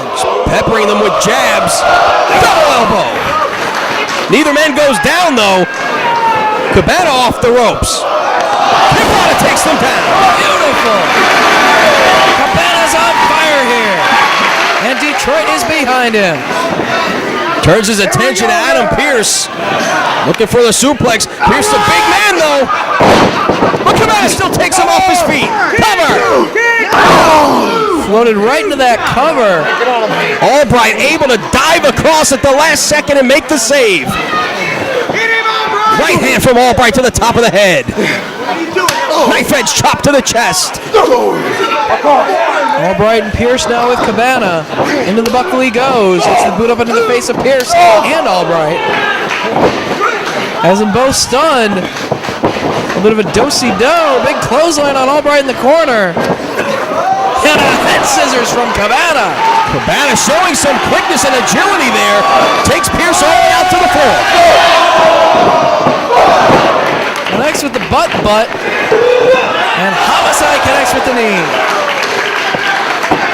Albright in a heap in the corner. Pierce on the floor. Cabana connects with a drop kick through the ropes. Homicide off the ropes. Goes for the lariat. Taken off of his feet. Waist lock. With that half Nelson suplex, Homicide blocks. Out to the floor goes Albright. Tope con hilo. Pierce back in the ring. Referee on the floor. Checking on Homicide and Brett Albright. Cabana back in as well. And holding Cabana for Jim Cornette, who sprays Pierce in the eyes accidentally. Big elbow for Jim Cornette. Cabana's got the spray now. Pierce on Dream Street. Big right hand from Cabana. Right back into the tights goes the can. 1, 2, and that is 3. Cabana gets revenge on Pierce for his use of brass knuckles last time.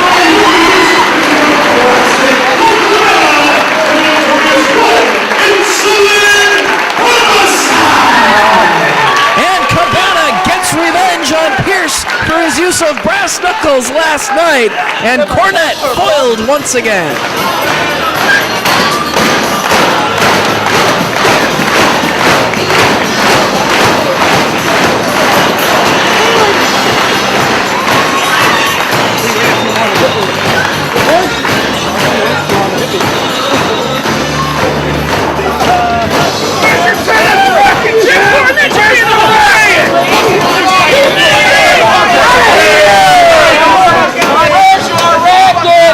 Give me a towel!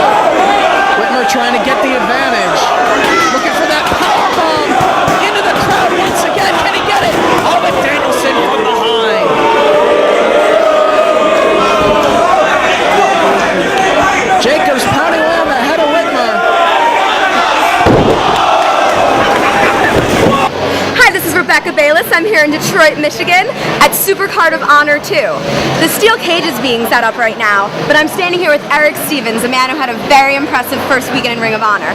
Eric, do you have any thoughts about your first weekend here? You know, I've been tearing it up in FIP, and now I'm here in Ring of Honor to show you all what I can do.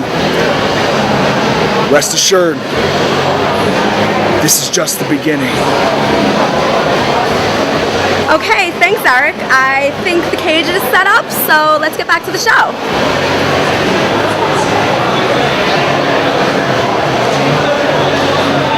Both men staggering to their feet, unloading on each other with everything they got. Blood pouring into the eyes of both competitors. Off comes the elbow pads of Jimmy Jacobs. Combination of forearm strikes. But Whitmer firing back. And again. Both men, look at their legs. They're giving out from underneath them. Shot from Whitmer.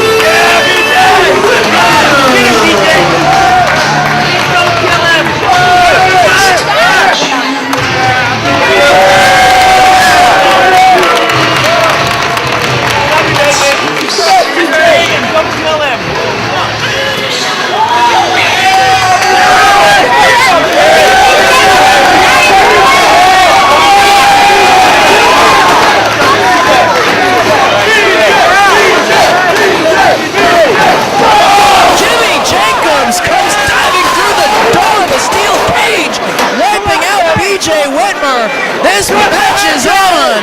The Steel Cage Showdown!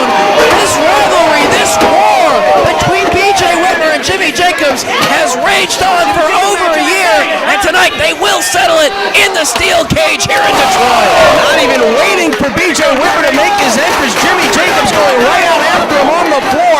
Big elbow using the chair as a springboard. He's got a water bottle, just cracks it across the top of the head of BJ Whitmer. This one isn't about wins. It isn't about losses. It's about hurting one another. And Lacey wants Jimmy Jacobs to take BJ Whitmer out tonight.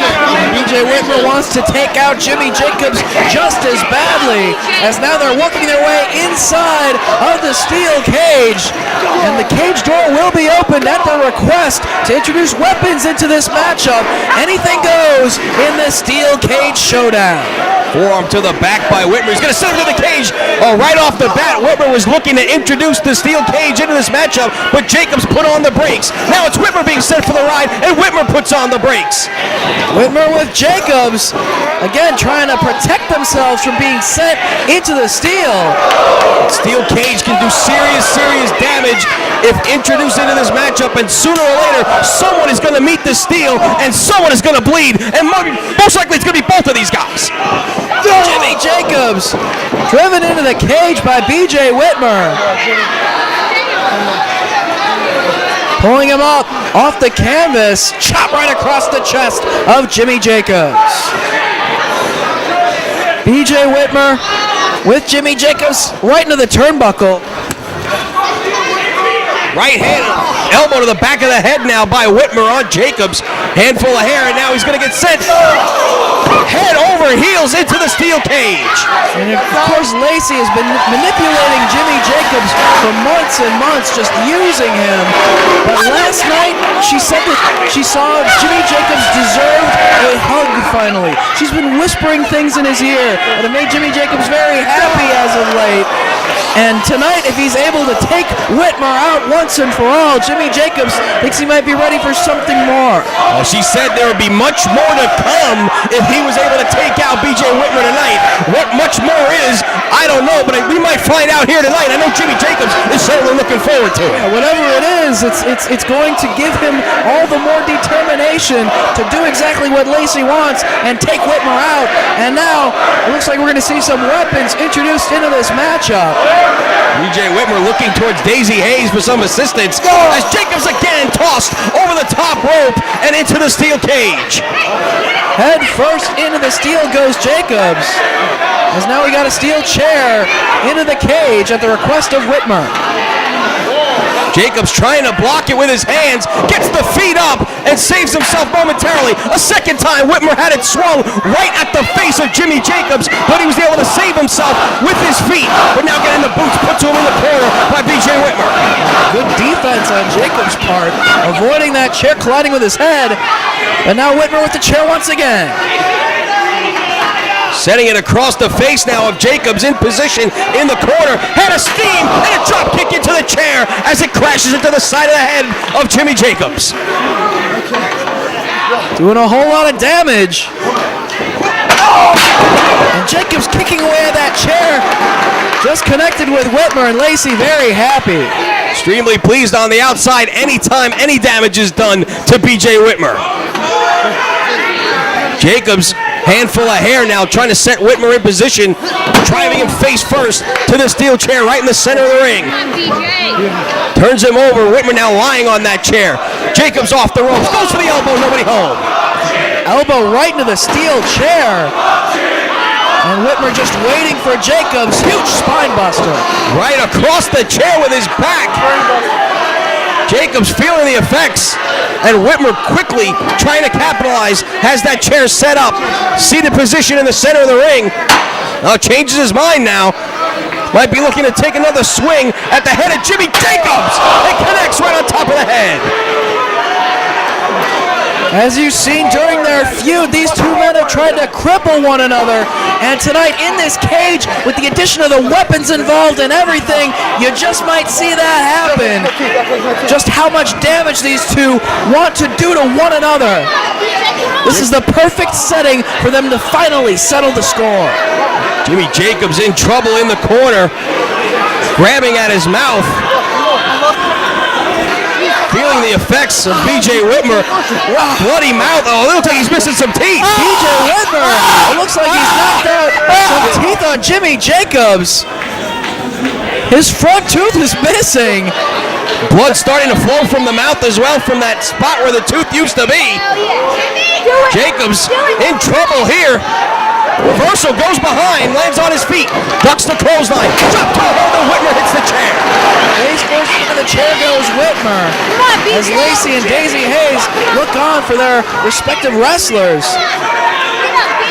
No love lost between Lacey and Daisy Hayes. You saw them brawl last night as part of the mixed tag team Anything Goes matchup.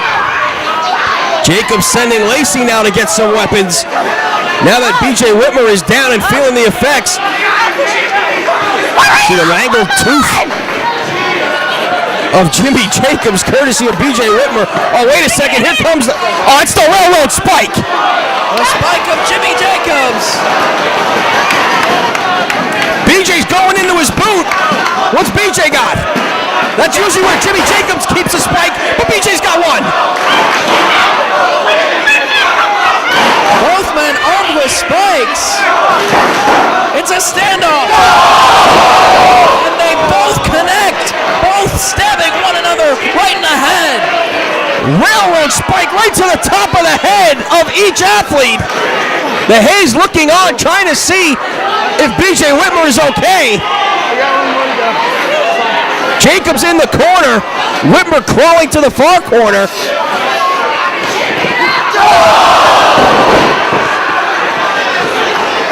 I think both these guys have been busted open. They both have connected with the railroad spike, and B.J. Whitmer, blood pouring out of his head at the hands of Jimmy Jacobs and that spike. And these two have spilled blood on more than one occasion tonight, no different.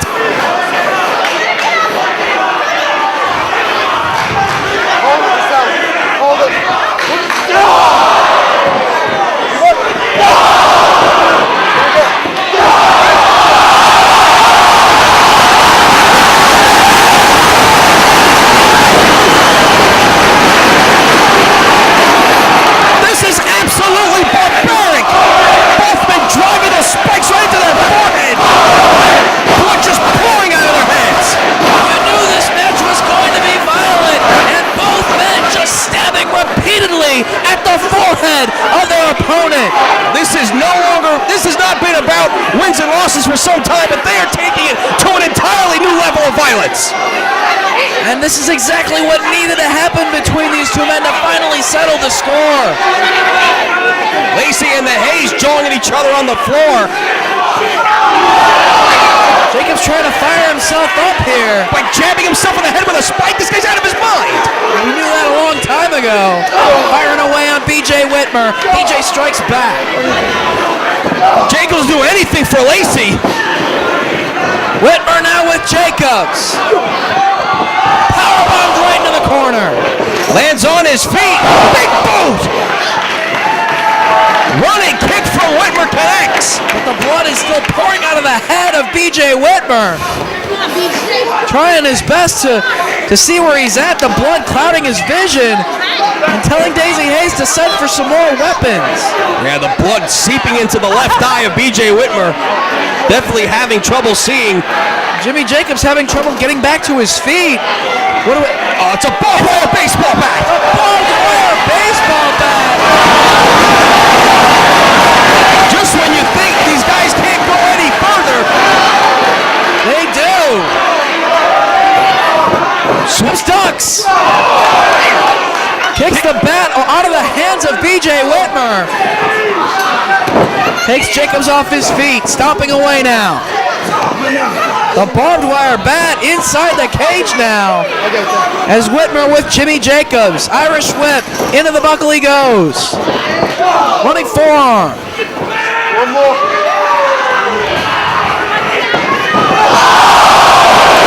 Jacobs grabbing the bat, barbed wire right into the face of B.J. Whitmer. He cut his own hand, inflicting that damage.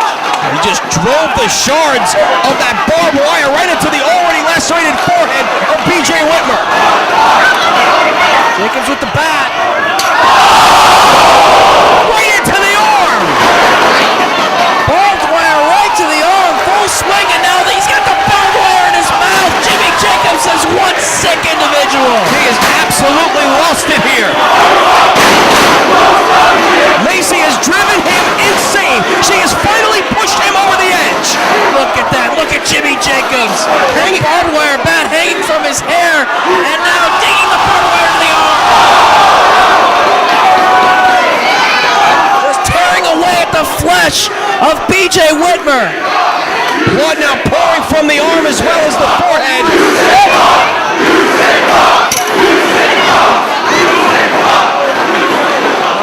I agree with the crowd. Jacobs now, he's got the spike. He's licking the blood off of B.J. Whitmer's face. Oh, and he just spit it back at him.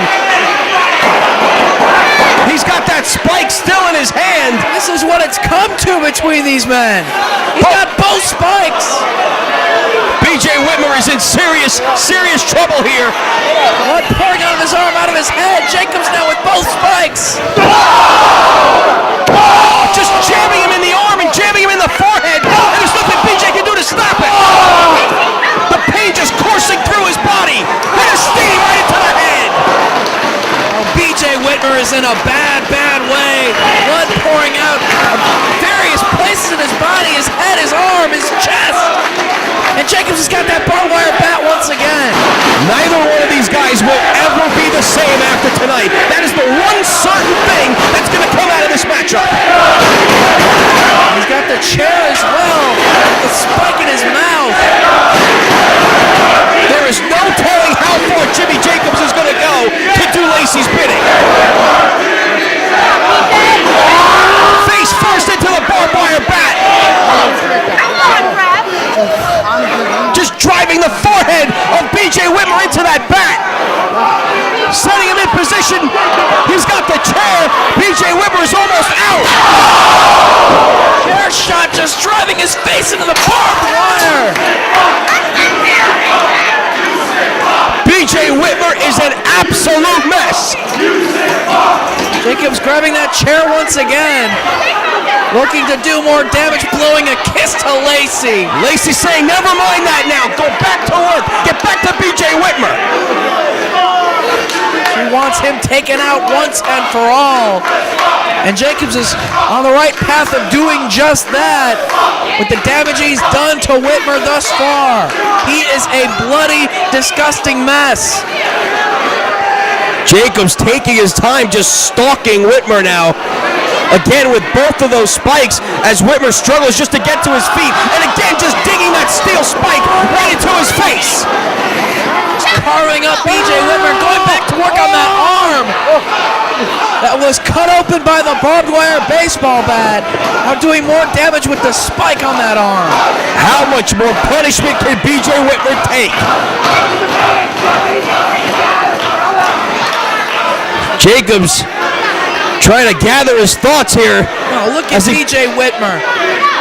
Stitches are going to be needed on several parts of his body, his arms, his head. Trying to get back to his feet, and Jacobs using his blood as like war paint. Lacey applauding on the outside. Jacobs now talking junk. Whitmer can't even stand. He's lost so much blood, he can't even get to his feet. Headbutt sends him back down to the canvas. Another headbutt.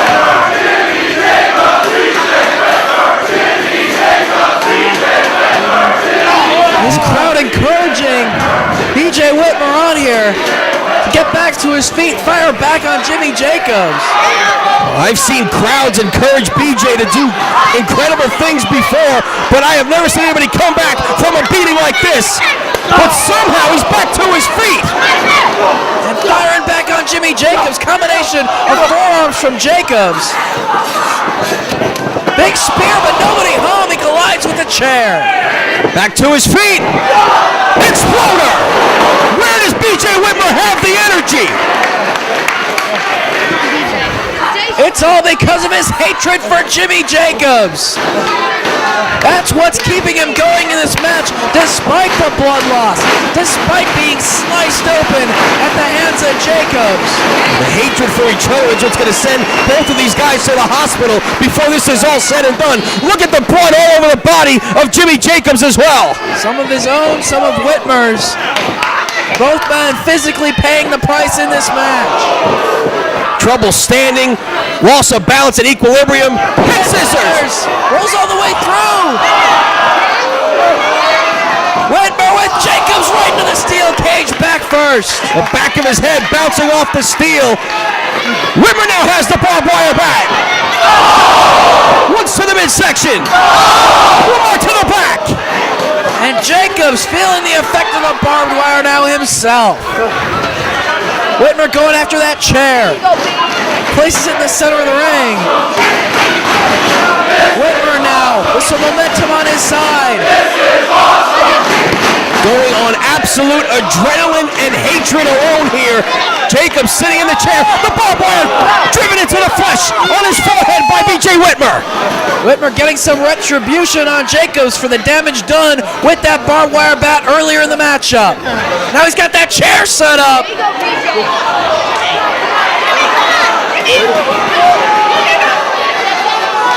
Struggling, both men trying to fight. Shots to the midsection.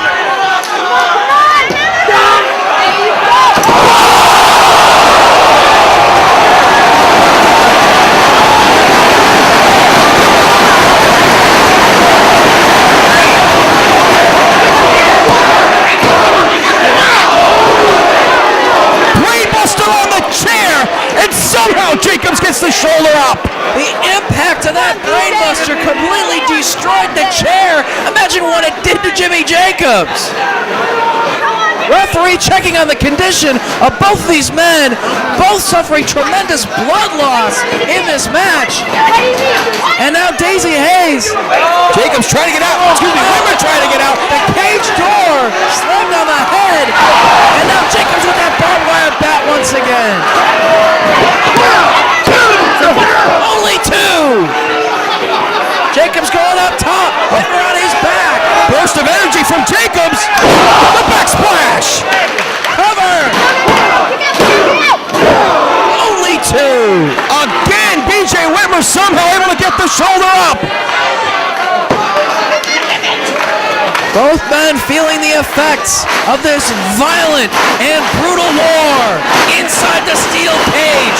Barbed wire, chairs, railroad spikes. No matter what they've done, they keep kicking out, they keep fighting. The absolute hatred these two share for one another knows no bounds. And again, the railroad spike to the forehead of B.J. Whitmer. Jacobs back to his feet. He's got Whitmer back in a standing position now. Backed into the corner, placing him up top. Get him, BJ. Both these men have lost an amazing amount of blood here, and yet they still continue. Jacobs blowing another kiss to Lacey. Bloody mess, lost some teeth, but it's all about Lacey. That's all he's thinking about is Lacey. Up to the top. Trying for the Rana. Whitmer holds on. Jacobs hanging on to the top of the cage. But gets dropped right across the top turnbuckle. Whitmer from behind. German suplex. Hangs on. Still controls him. Dragon suplex. Still hanging on. Has him set up. Powerbomb. Falling press. Jackknife pin. No, only two. The momentum of Whitmer unable to hold the jackknife sent him over the top, and Jacobs able to get the shoulder up. Almost more so from the momentum of B.J. Whitmer than anything Jimmy Jacobs did in sheer exhaustion. After all the exhaustion, all the blood loss, it's hard to have that precision needed to keep the shoulders of your opponent down for the pinfall. And now a table being brought to ringside for these two men. Well, I asked earlier, what else can these two do to each other? Hey, Lacey!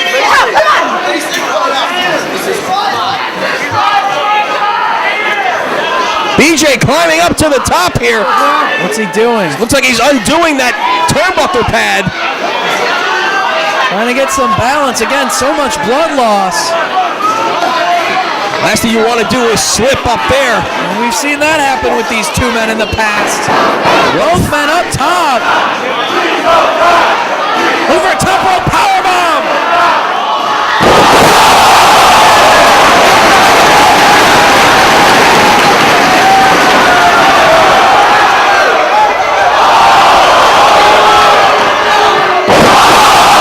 Adrenaline spike.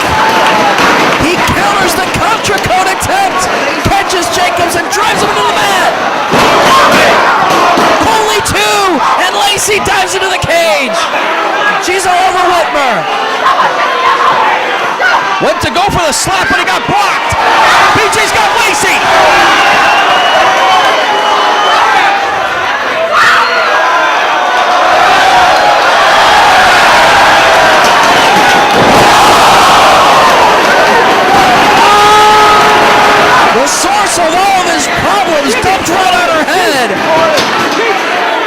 And he's got Jimmy Jacobs on his back as well. Whitmer, where's he going? He's up on the top rope.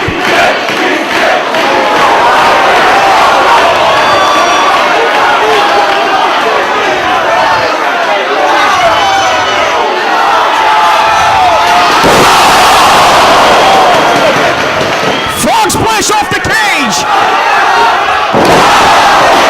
Contra code.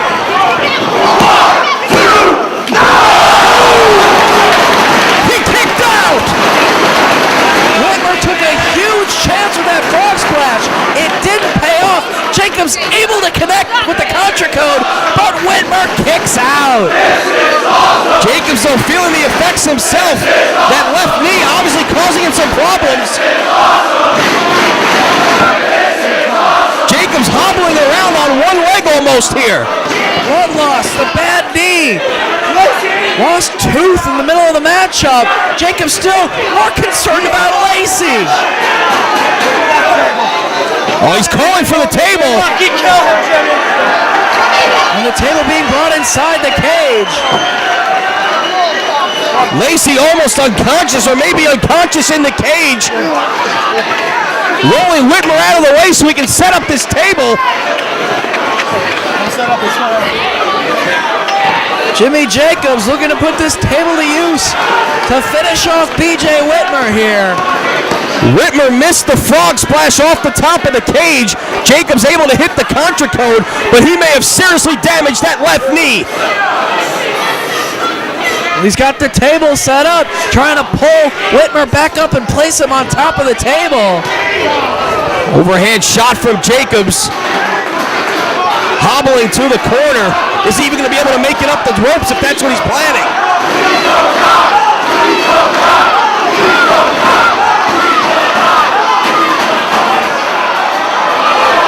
That's the same corner that they took that nasty fall on a year ago. And Jacobs, he's almost falling to the floor from the top of the cage. Dangerous position for both of these men. Right hand from Whitmer. Jacobs hanging on, goes to the eyes, pulls himself back up, drives ahead of Whitmer off the cage, and he straddles the top rope. Jacobs now standing on the top turnbuckle.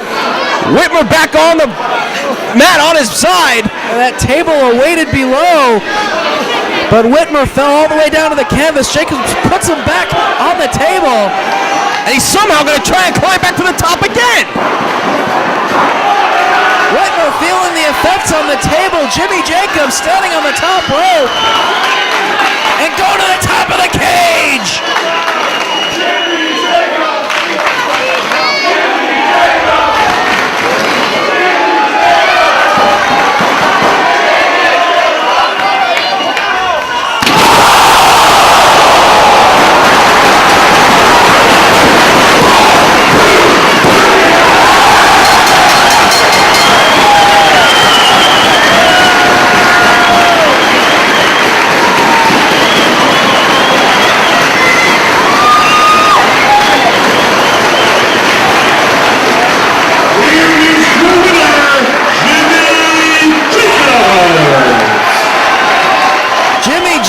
Your winner, but what physical price did both of these athletes pay for the sake of this steel cage showdown?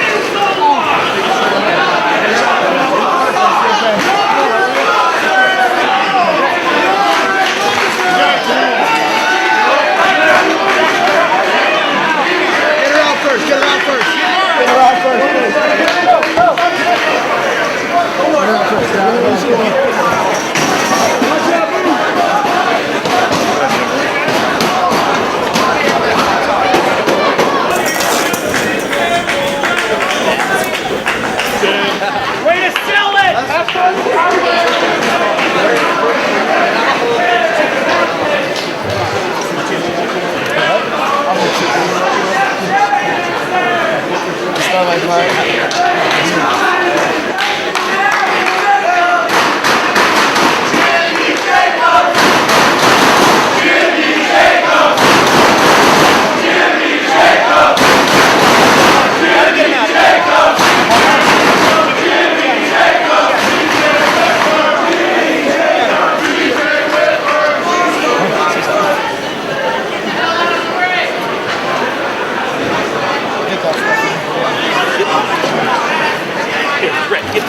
Get this stuff out of here. Get this stuff out.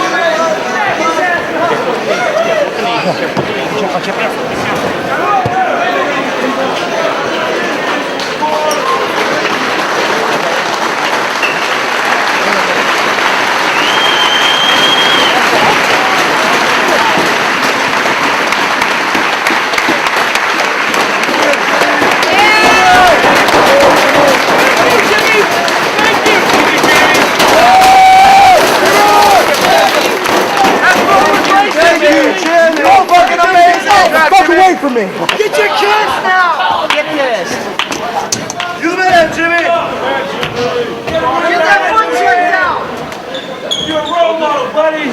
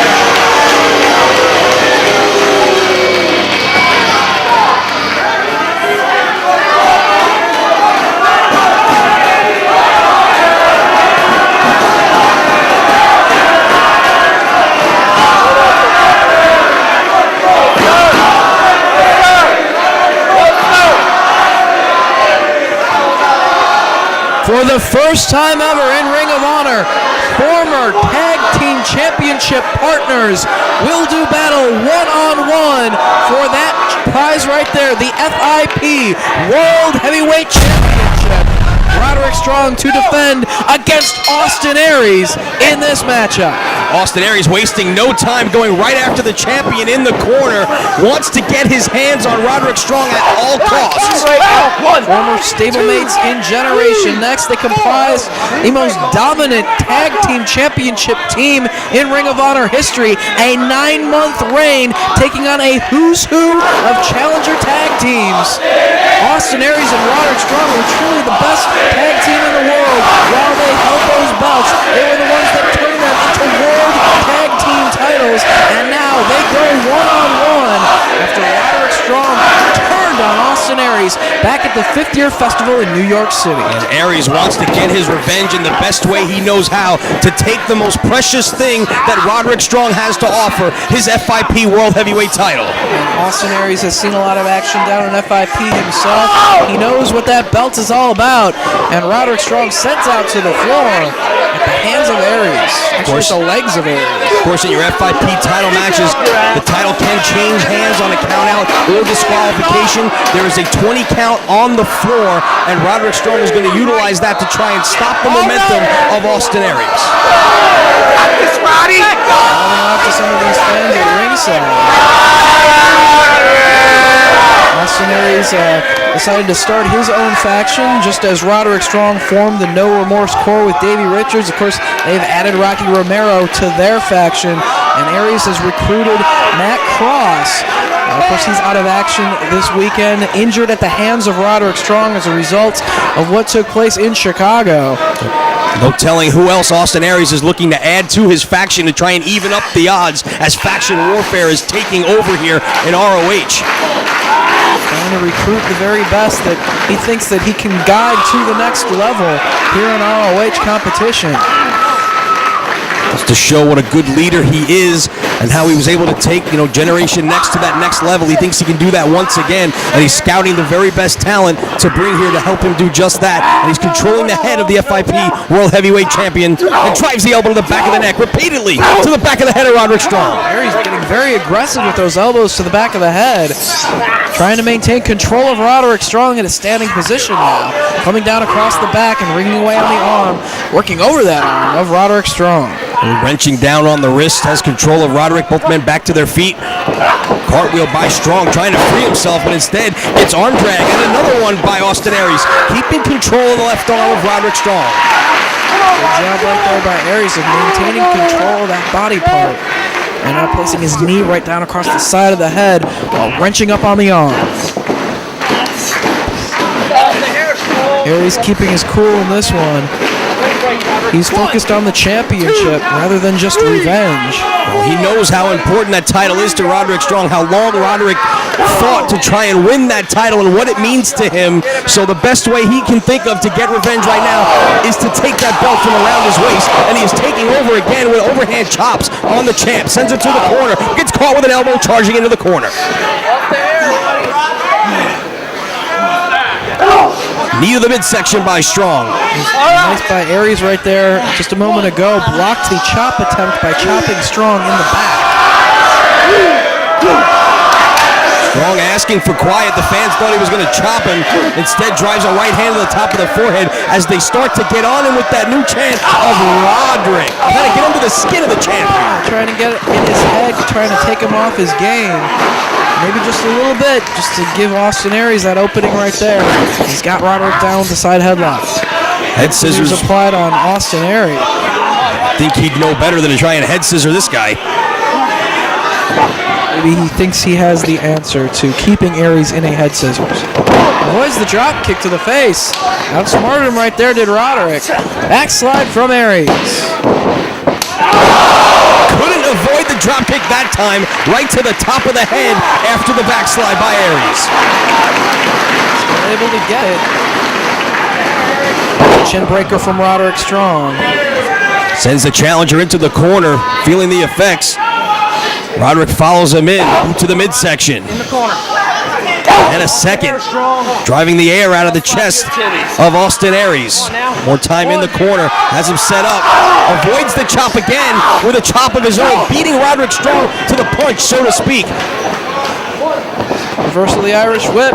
Aries up and over in the corner. Rolls all the way to the other side of the ring. Off the second with the elbow. But Roderick with the drop kick saw that coming. These two men know each other so well. Roderick able to anticipate what Aries was looking to do there and had the counter, driving it right into the back. Now asserting himself as he takes control of the matchup here. Handful of hair.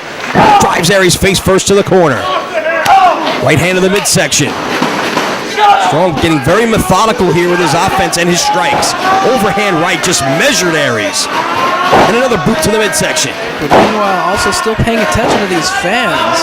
Taking the time to mouth off to them, letting their chanting sort of get in his head. Not completely focused on Austin Aries. Here again, you hear the chant from the fans. Lead the midsection by Strong. Once again goes for the chop and gets caught, but this time goes to the eyes. And there's the first chop of the match from Roderick Strong. On three occasions, Aries was able to block the chop attempt, but he finally got it. 2 count right there. Just putting the boots to Austin Aries, stopping away repeatedly. Very difficult for Aries to defend the chop when he can't see after Roderick sticks his fingers in his eyes. Another right hand to the top of the head, drops the challenger. So they call it the great equalizer. Come to the end. Trying to pull Aries back up. Roderick Strong. That's him with the body slam. Right into a cover he goes. Just to make Aries exert that energy to kick out. More damage done to the back of Aries, and now the knee placed right in the back, pulling back on the arms as well as the chin. Trying to wear out the back of Austin Aries here. Certainly trying to soften him up for his vast array of backbreakers as well as his submission hold, his stronghold. Smartly though, Aries trying to get to his feet to alleviate the pressure of the hold. Elbows to the midsection, doubles up the champ. Frees himself for the second, avoids the drop kick. Oklahoma roll! Only two. Both went back to their feet, and an elbow from Roderick Strong sends Aries right back down. Roderick quickly stopping that burst of momentum from Aries. Dropping him in the canvas with that elbow. Aries underneath that bottom rope. Strong has the legs. Slingshots him right up. Throat first into the bottom rope. Aries struggling to breathe after that shot right to the throat. Damage done to the windpipe. Very difficult to breathe after a shot in the throat like that. Aries kicking away, trying to buy some time. Backs Roderick up momentarily. Goes for a third boot. Roderick catches him and brings him out of the corner with the backbreaker. Knee right into the back and a cover. Did not hook the leg. Falter right there, only for a 2 count. Again, looking to wear down Aries. He's trying to use his leverage here to relieve the pressure and force the shoulders of Roderick against the canvas. Near fall right there for Aries. But Roderick maintains that body scissors. Into the camel clutch he goes. More pressure put on the back of Aries. His legs not underneath the bottom rope. But Roderick Strong, using some illegal tactics, draws a warning from Paul Turner. Strong ripping at the face while holding that camel clutch. Once again going to the eyes of Austin Aries, temporarily blinding him. Aries struggling on his knees to get back to his feet. Pulled back by Strong over that rope, again using it for leverage as he really cranks down on the back of Austin Aries. Screaming at the fans one more time as Aries back to his feet, slumped in the corner. Knife edge chop from the champ. Wearing out Aries, he's trying to crawl out of harm's way, but he's firing back. Overhand chop of his own, but Roderick just putting the boots to him once again. Boot across the throat this time. Blatant choke. Using the 5 count of referee Paul Turner to do more damage to Austin Aries. Full of hair by Strong, picking Aries back up. Calculating his next move. Front face lock, looking for a suplex here. Slingshot suplex, floats right over into a cover. Hooks the leg, but Aries gets the shoulder up. Gonna hand it to Aries, he's hanging in there. Roderick trying to pick him apart, trying to wear out that back as best he can. Aries absorbing an awful lot of punishment here, though. He needs to start mounting some offense, though. Save himself from further damage to the back. Strong has him in the corner one more time. Full arm dragon twist looking to bring Aries out of the corner. Sends Aries to the buckles. Charges. Runs into the boot of Austin Aries. Does Strong. Sets himself on the top. Roderick with the foot. This time gets kicked away when he tries to pull Aries out of the corner. Aries again up top. Leaps off. Missile drop kick right on the button. Big impact maneuver from Austin Aries. Takes Roderick Strong off his feet and gives Aries a little time to shake off the effects. Paul Turner surveying the wreckage down on the canvas, administering a double count on both wrestlers. Strong to his knees. Both men now to their feet. Series of hard overhead chops from Aries. He's just laying it in. And again, leg drop from Aries. 1, 2. Only able to get 2, but quickly on the champion is Austin Aries. He backs him into the corner. Another overhand chop from the left side. This one to the top of the head. Chop to the face. Sends him to the buckle. Strong elevates him, but Aries quickly pounces back in and drives the elbow to the side of the jaw. Aries sends Strong to the buckle one more time. Charges in, drop kick connects. Cover by Aries. Aries got that flurry of offense here, burst of adrenaline, and taking the fight to Roderick Strong. He needs to keep the momentum on his side, but grabs hold of the tights. But Aries caught himself on the apron. Thrown first over the top rope. Roderick on his back. Went for that senton, but rolled through.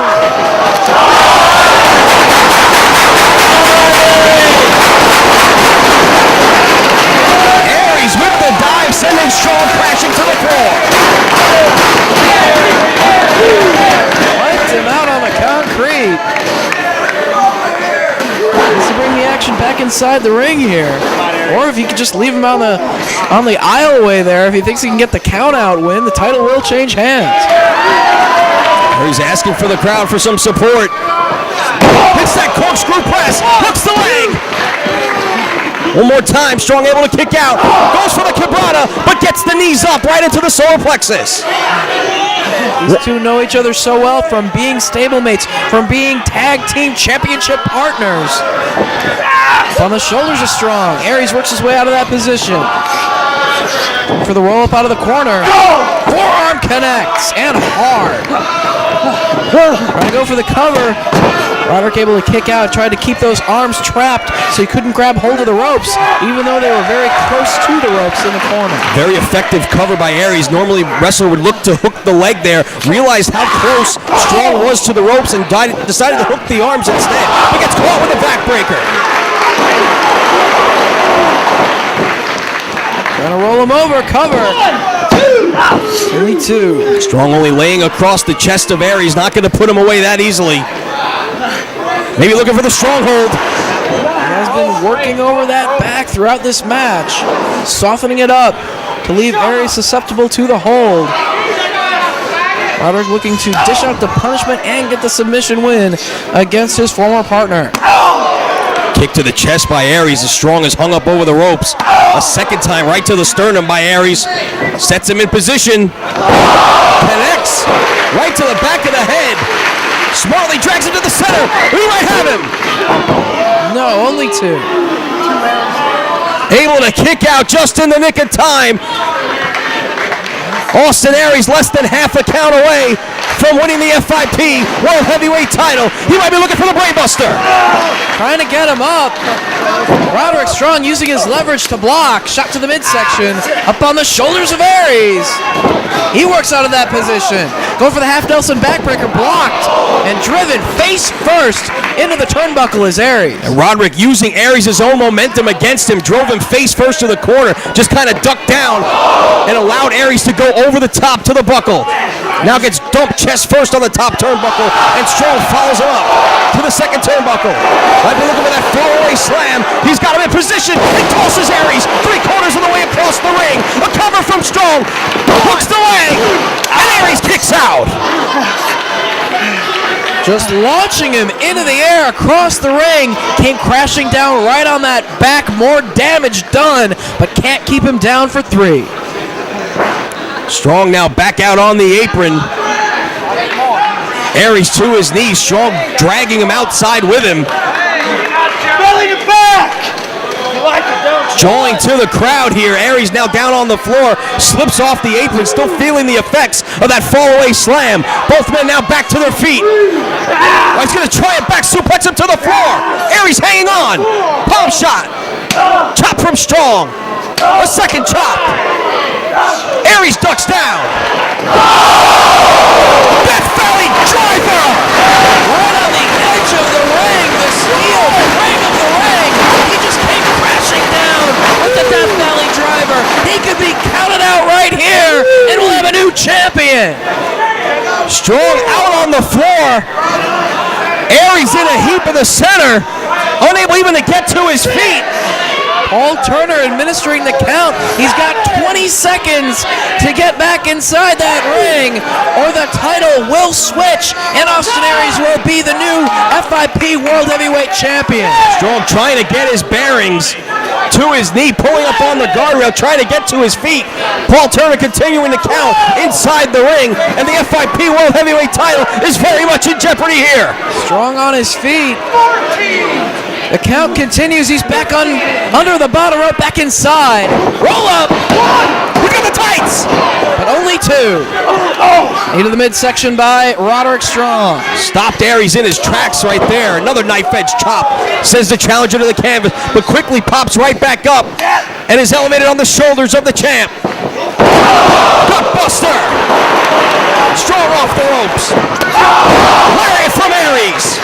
Knew that big boot was coming, connected with the lariat. Will we see the brainbuster? He gets it. Looking for the 450. He's going to win the title right here. Strong's most prized possession is in jeopardy. Oh, he just shoved the ref. Roderick Strong shoved the referee into the ropes, took away the balance of Austin Aries up top, crotched on the turnbuckle, and now Roderick Strong looking to capitalize. May have just saved the FIP World Heavyweight title right there, and now he's up top looking for a superplex. Aries still hanging on. Trying to block.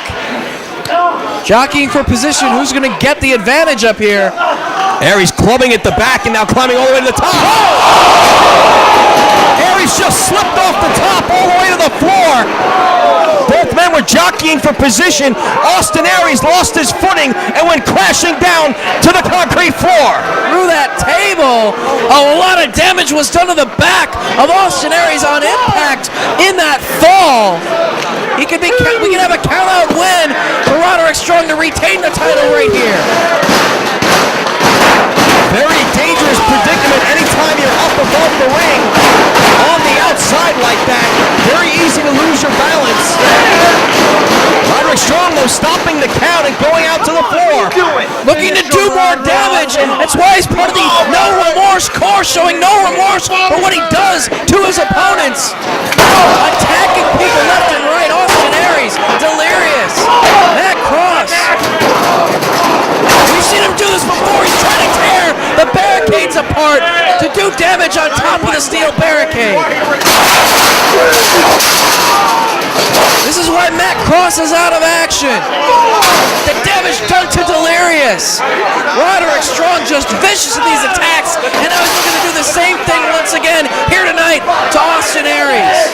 Aries bounced off that guardrail. Strong has him by the hair. Once again sends him head over heels into the steel barricade. Well, if he needed a barricade separated, he just separated one on the other side of the ringside area by throwing him through it. Trying to pull the barricade apart to do damage on top of the steel.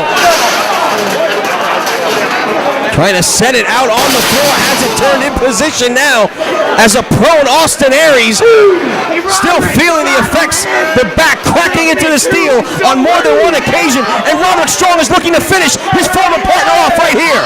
Looking to send a message to everyone in Ring of Honor just what the NRC can do.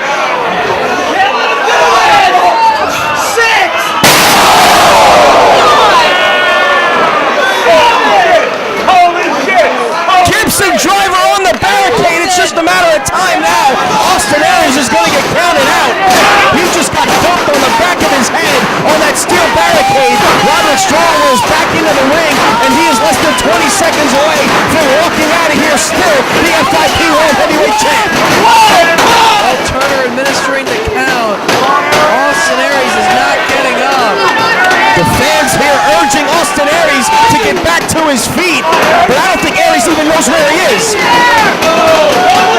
Going on sheer adrenaline alone, struggling, trying to make it to the ring. Trying to crawl back inside that ring and stay in this match. Turner continuing to count.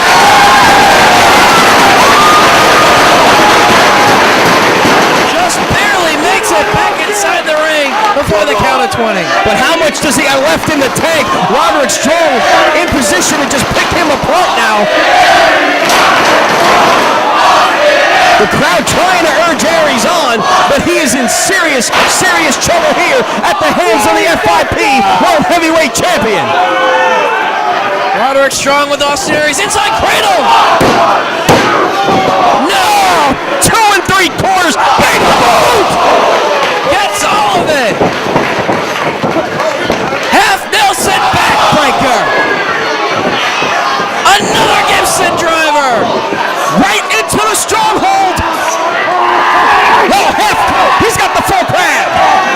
Just bending the back of Austin Aries. Can he hang in there or will he be forced to tap? He's trying to crawl toward the ropes. Now the stronghold. Stronghold cinched in. Will he give it up? Austin Aries. Looks like he looks passed out. All the punishment he's already taken. Referee checking on his condition. He's calling for the bell.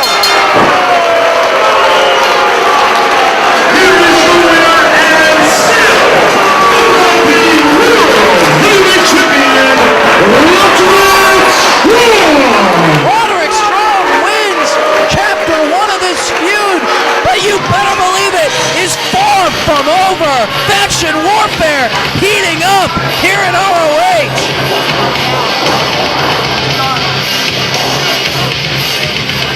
Come on, what are you doing?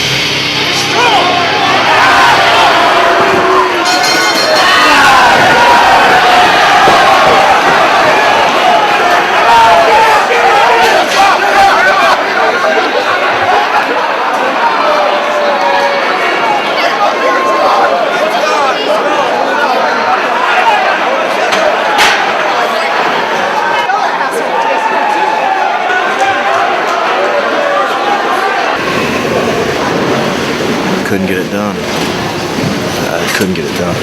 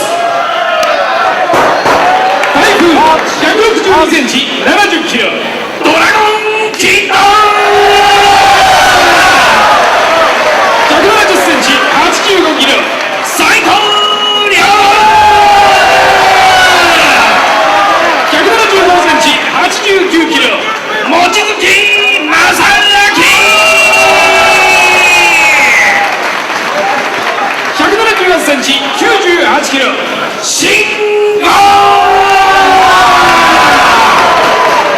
海部175センチ86キロ横須賀進174センチ81キロ新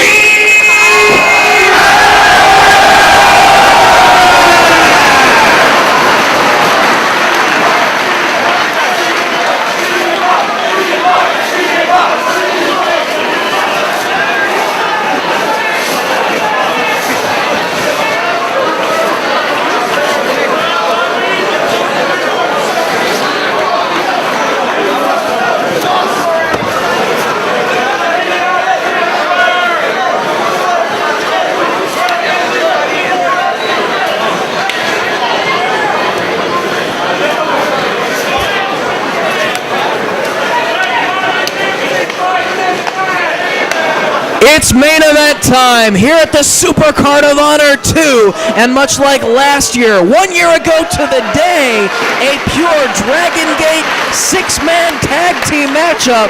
Some of the players a little bit different than last year. Last year, many called it the match of the year for 2006.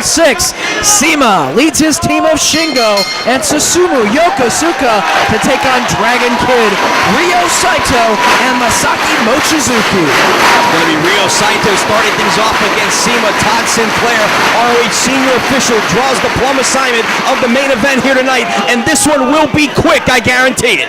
Dragon Gate rules, tags are not necessary, but you need to be on offense or in your corner to make that tag to get a fresh wrestler from your team into the ring. CIMA taking control of the top wrist lock on Ryo Saito. Saito may have a bit of a power advantage, but CIMA controls the top wrist lock. Nice reversal into the hammerlock by Saito. Side headlock. Nice reversal into an arm drag by CIMA, and he takes Saito off his feet. Fans here have been anticipating this matchup for some time. Fans from 40 different states and 20 countries on hand here in Detroit to witness this matchup. And last year at the Supercard of Honor, fans didn't really know what to expect out of 6 stars from the Dragon Gate promotion coming to the United States, putting on a matchup. It was in the middle of the show back at the Supercard of Honor 1, and they stole the show. The fans couldn't believe what they had just witnessed at the end of the match, and now expectations are very high. They know what these athletes bring to the table in tag team competition, and you know that they're out to impress once again here in the States tonight. Now, these athletes know exactly what they have to go up against as far as comparisons to last year's matchup. They definitely have their work cut out for them, but they are looking to do just what they did last year, and that is steal this show as well. And you know, Mochizuki and Yokosuka making their first appearance for Ring of Honor during this weekend's events want to make an impression themselves, just because they weren't a part of it last year. Saito with the Greco-Roman knuckle lock, temporarily controlling CIMA, who's back to his feet, driving Saito down, controlling the hands. Saito, though, powering his way back up to his feet. Chest to chest they go. Back heel trip now by CIMA, trying to power Saito down. Momentarily has the advantage here. A very strong individual himself, but CIMA able to force him with this bridge. He's trying to maintain that bridge to keep his shoulders off the canvas. Tremendous strength in the neck and the back muscles to be able to avoid being put down to the canvas here by Saito. Todd Sinclair looking on as Saito powers his way back up. It's very important which team pulls out the victory in this matchup as well. All eyes are on this match, not only here in Detroit, not only throughout the United States, but Japan as well, because the winning team going back to Japan definitely will be well thought of for their effort. Well, certainly bragging rights when they get back to Dragon Gate, no doubt about it. Look at the quickness of CIMA up and over. Bipasso off the ropes, blocks the hip toss though, does Saito. Uses CIMA for leverage and takes him off his feet with a head scissor, but CIMA lands right on his feet. Sweeps the legs, cover, no count. Both men back to their feet in the standoff. These men very quick athletes. And both back to their feet, drawing the applause of the fans here in Detroit. A lot of respect between these athletes as well. Here the tag for both men. Shingo and Mochizuki inside that ring. The two heaviest hitters on each team going at it, trading kicks and chops right in the center of the ring.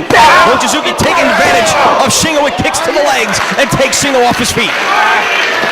Suzuki known for the kicking ability we saw in his match last night against Davey Richards. And Shingo pulls him over with a shoulder tackle. Shingo very aggressive as he goes up and over. Caught with a boot to the midsection. Snapmare. Listen to the impact. But Shingo trying to shake off the effects. He's back up.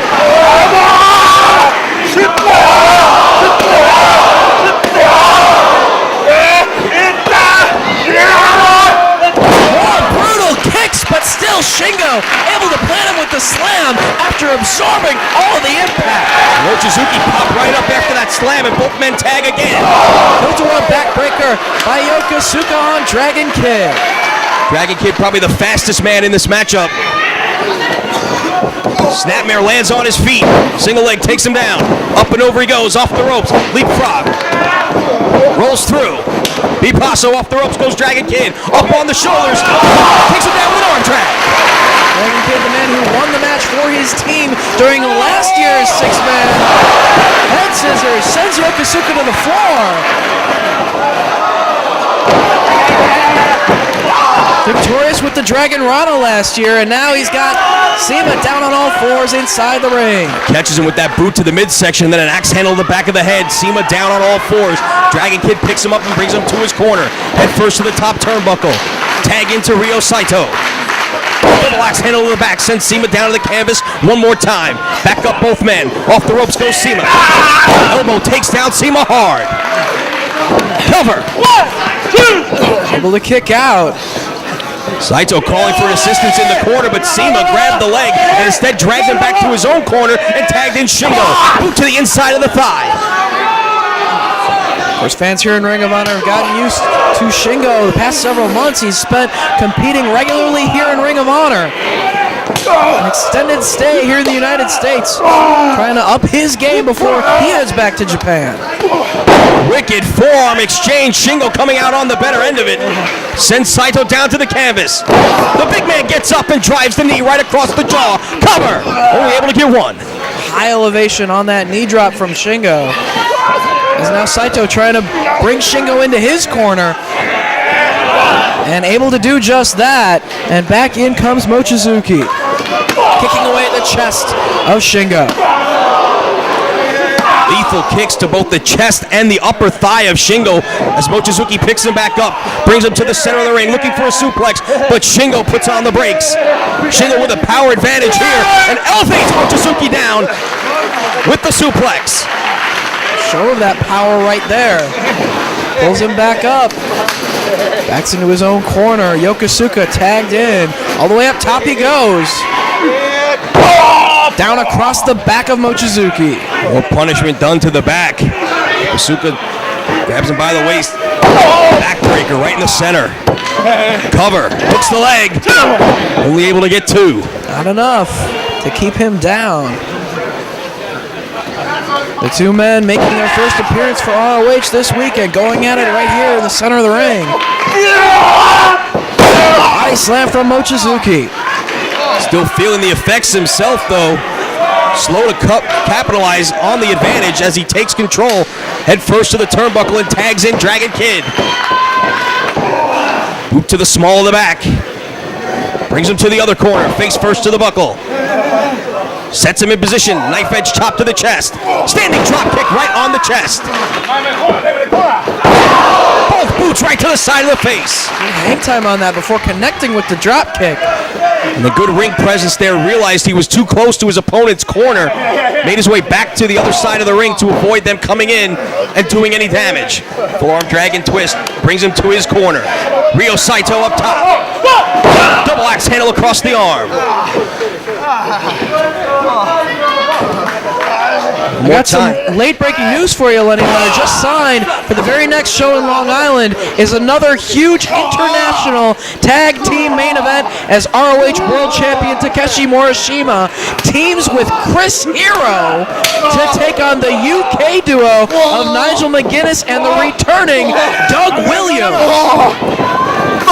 Forearm exchange in the corner now, sends him in. Tag to Sima. Unbelievable news for that next big event. And also then in Edison, New Jersey, we will see Morishima versus McGinnis for the world title. Go to ROHWrestling.com for more information. CIMA taking control here of Saito.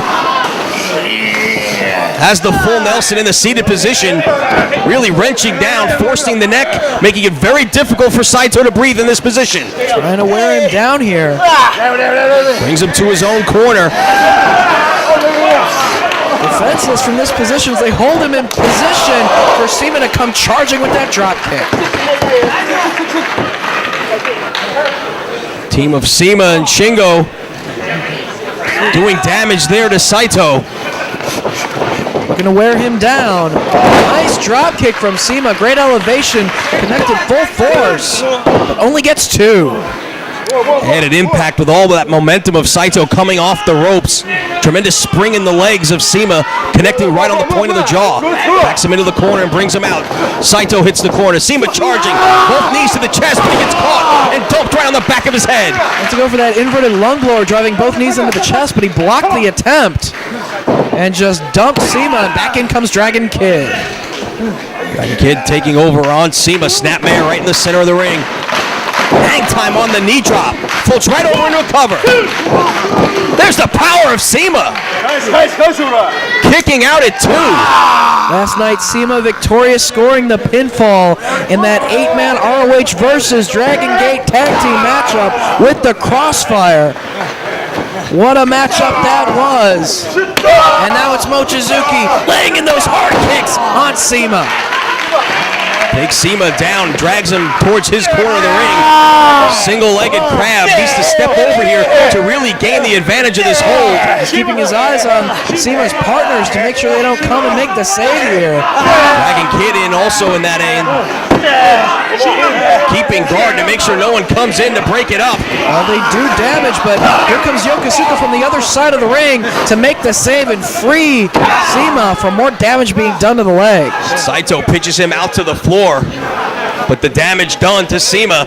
Double team here from Saito and Dragon Kid. They back CIMA to the ropes. Send him off.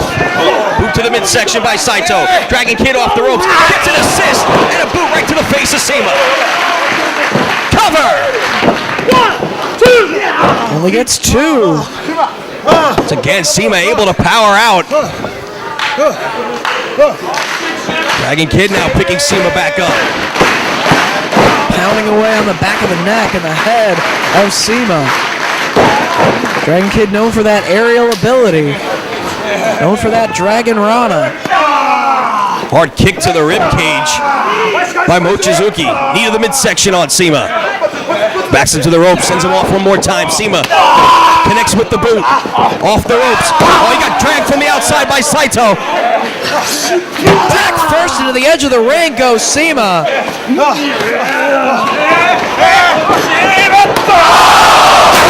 what a kick to the back with full momentum off the ropes. Mochizuki just drove the boot to the small of the back. Nowhere for CIMA to go. Set up on the apron now by Saito. Suplex back in. Saito up top. Big splash. 1, 2. But CIMA kicks out at 2. And he gets 2 on that cover. Didn't hook the leg. And now it's Mochizuki and Ryo Saito standing over CIMA. Struggling to get back to his feet. Double teamwork here now.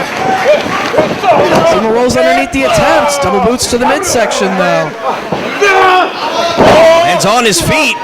Takes down both men. Stomps to the midsection on both. Boot to the midsection on Dragon Kid. Drives Dragon Kid head first into the midsection right there. In comes Yokosuka. Mochizuki kicking away at the arm. Waistlock standing switch. German suplex, but Mochizuki lands on his feet. Big boot to the face. Exploder. Cover. Able to kick out. Both men back in a standing position. Yokosuka comes charging right into the boot. Dragon Kid to the top. Head scissors. Springboard from the outside in. Catches Shingo with the boot. Reversal. Dragon Kid off the ropes. Sunset flip. Shingo pops back up. Has him on his shoulders. Only gets and then smartly drags him all the way back to his own corner. So the Dragon Kid nowhere near his own corner to get a fresh wrestler in there. Turns it into the STF from this position. Checking on his condition is Todd Sinclair. Dragon Kid hanging in there. Gets to the ropes to force the break. There's the tag to Yokosuka. Shingo with a leg.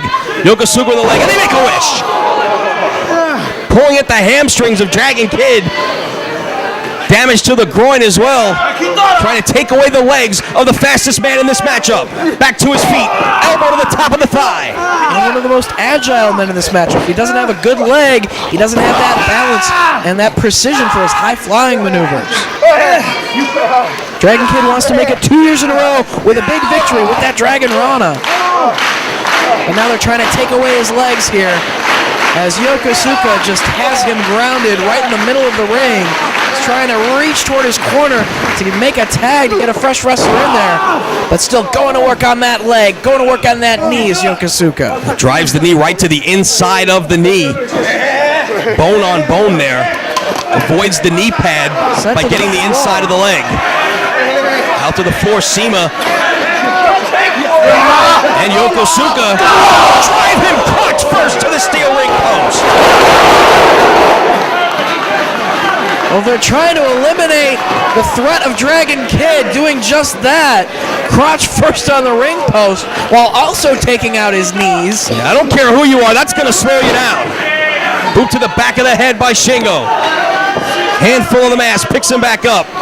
Shingo showing the power. Military pressing the man and launching him into the air. Chest first down on the mat goes Dragon Kid. Shingo just dropping him from about 6.5 feet up in the air.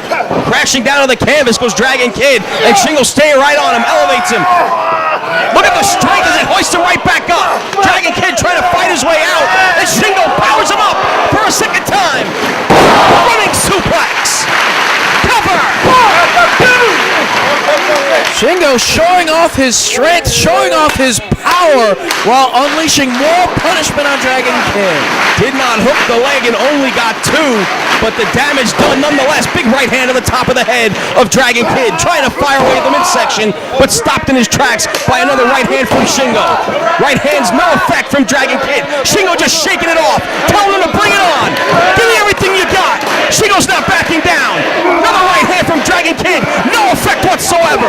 But that kick does the damage and sends him back to the ropes. Running boot, nobody home. He was able to do a little bit of damage with that one kick, but nobody home on the second attempt, and now Sema with a double stomp and the DDT from Shingo. 1, 2, nobody kicks out. Dragon Kid kicks out. He was going to have to kick out because Yokosuka and Sema were standing guard in case Dragon Kid's partners were going to try to come in to break it up. There was nobody who was going to be able to help him, so he was forced to kick out on his own. Now they've got him in their own corner here and taking out his partners on the other side of the ring. Once again, making sure no one can help.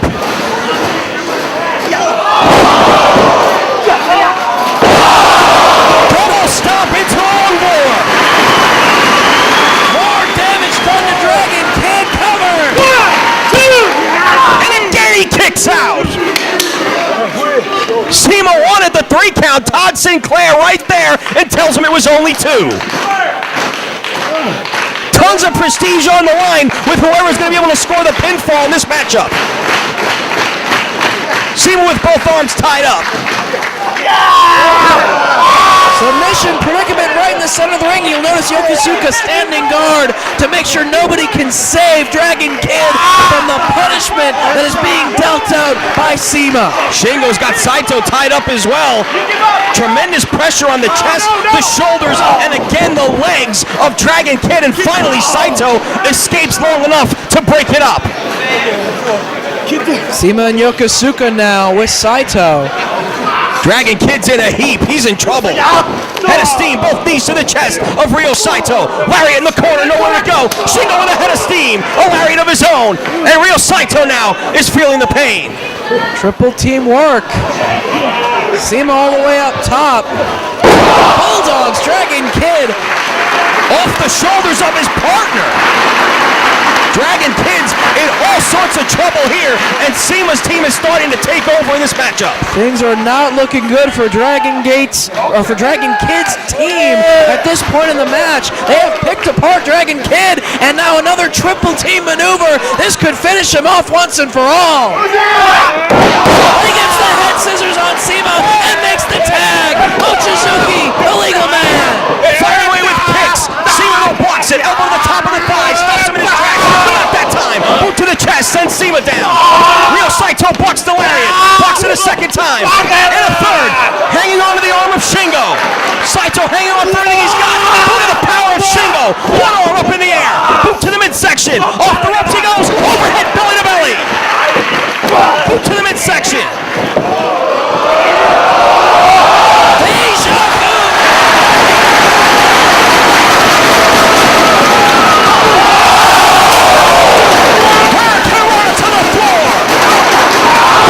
Mochizuki with a kick to the back of the head of CIMA, sending him to the floor. Mochizuki with a head of steam, but he's tripped up from the outside by Shingo. Back into the ring comes Shingo now. Mochizuki back to his feet. Irish whip to the buckle. Shingo head of steam, runs into the boot of Mochizuki.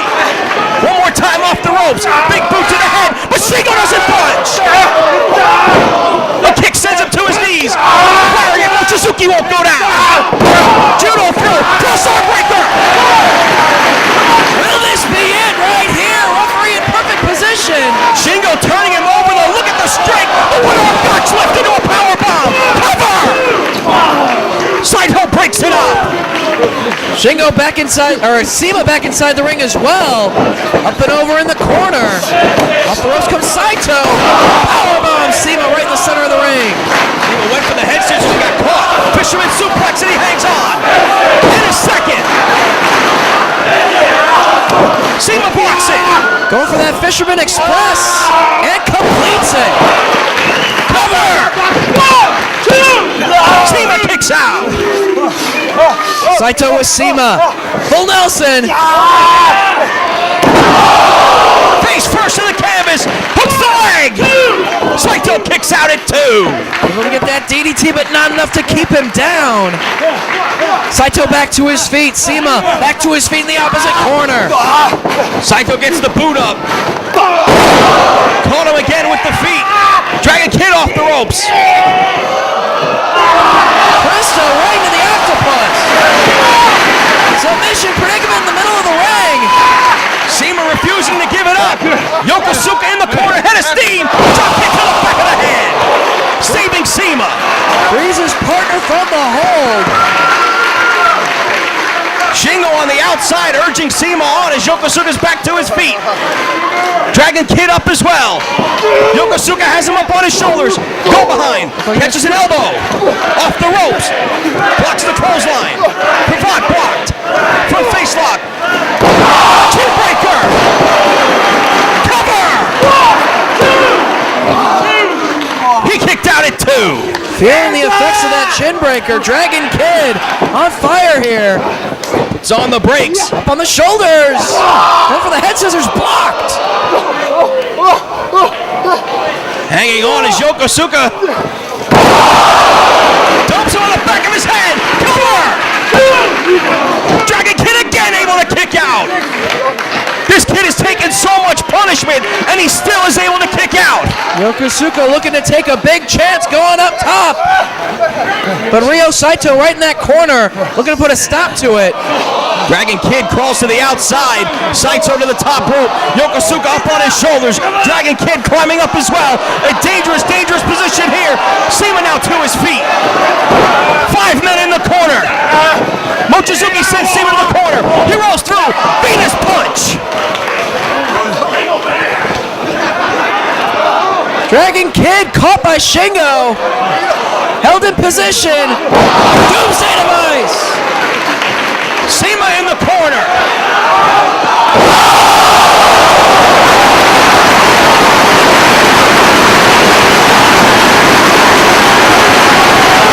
Coast to coast drop kick. Saito elevated. Moving for the Schwein. Hits it. Cover. 1, 2, he kicked out. Saito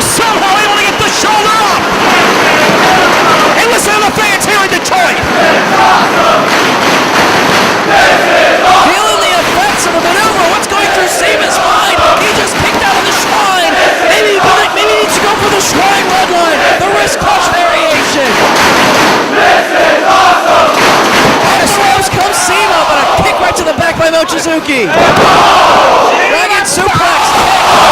A Mochizuki cover. Shingo breaks it up. Right back to work on Saito. Shingo with a head of steam. Clothesline, neither man goes down. Saito off the ropes. Again a clothesline, neither man backing down. Drop kick from behind. And Lenny Leonard, this action speaks for itself.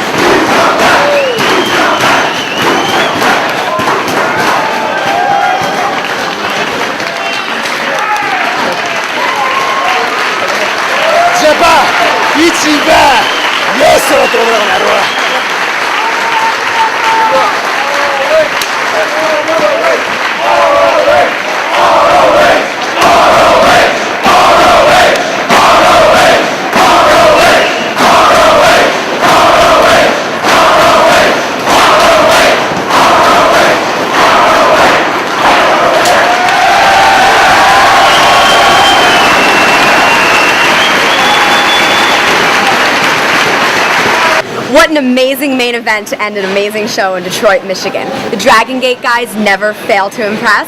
So now I'm going to take a look backstage and see who I can get an interview with, see if I can get some feelings on this show. And Lacey and Jimmy Jacobs. Are you guys okay? You guys, maybe you should talk to the doctor back there. I can take you to the hospital, you know.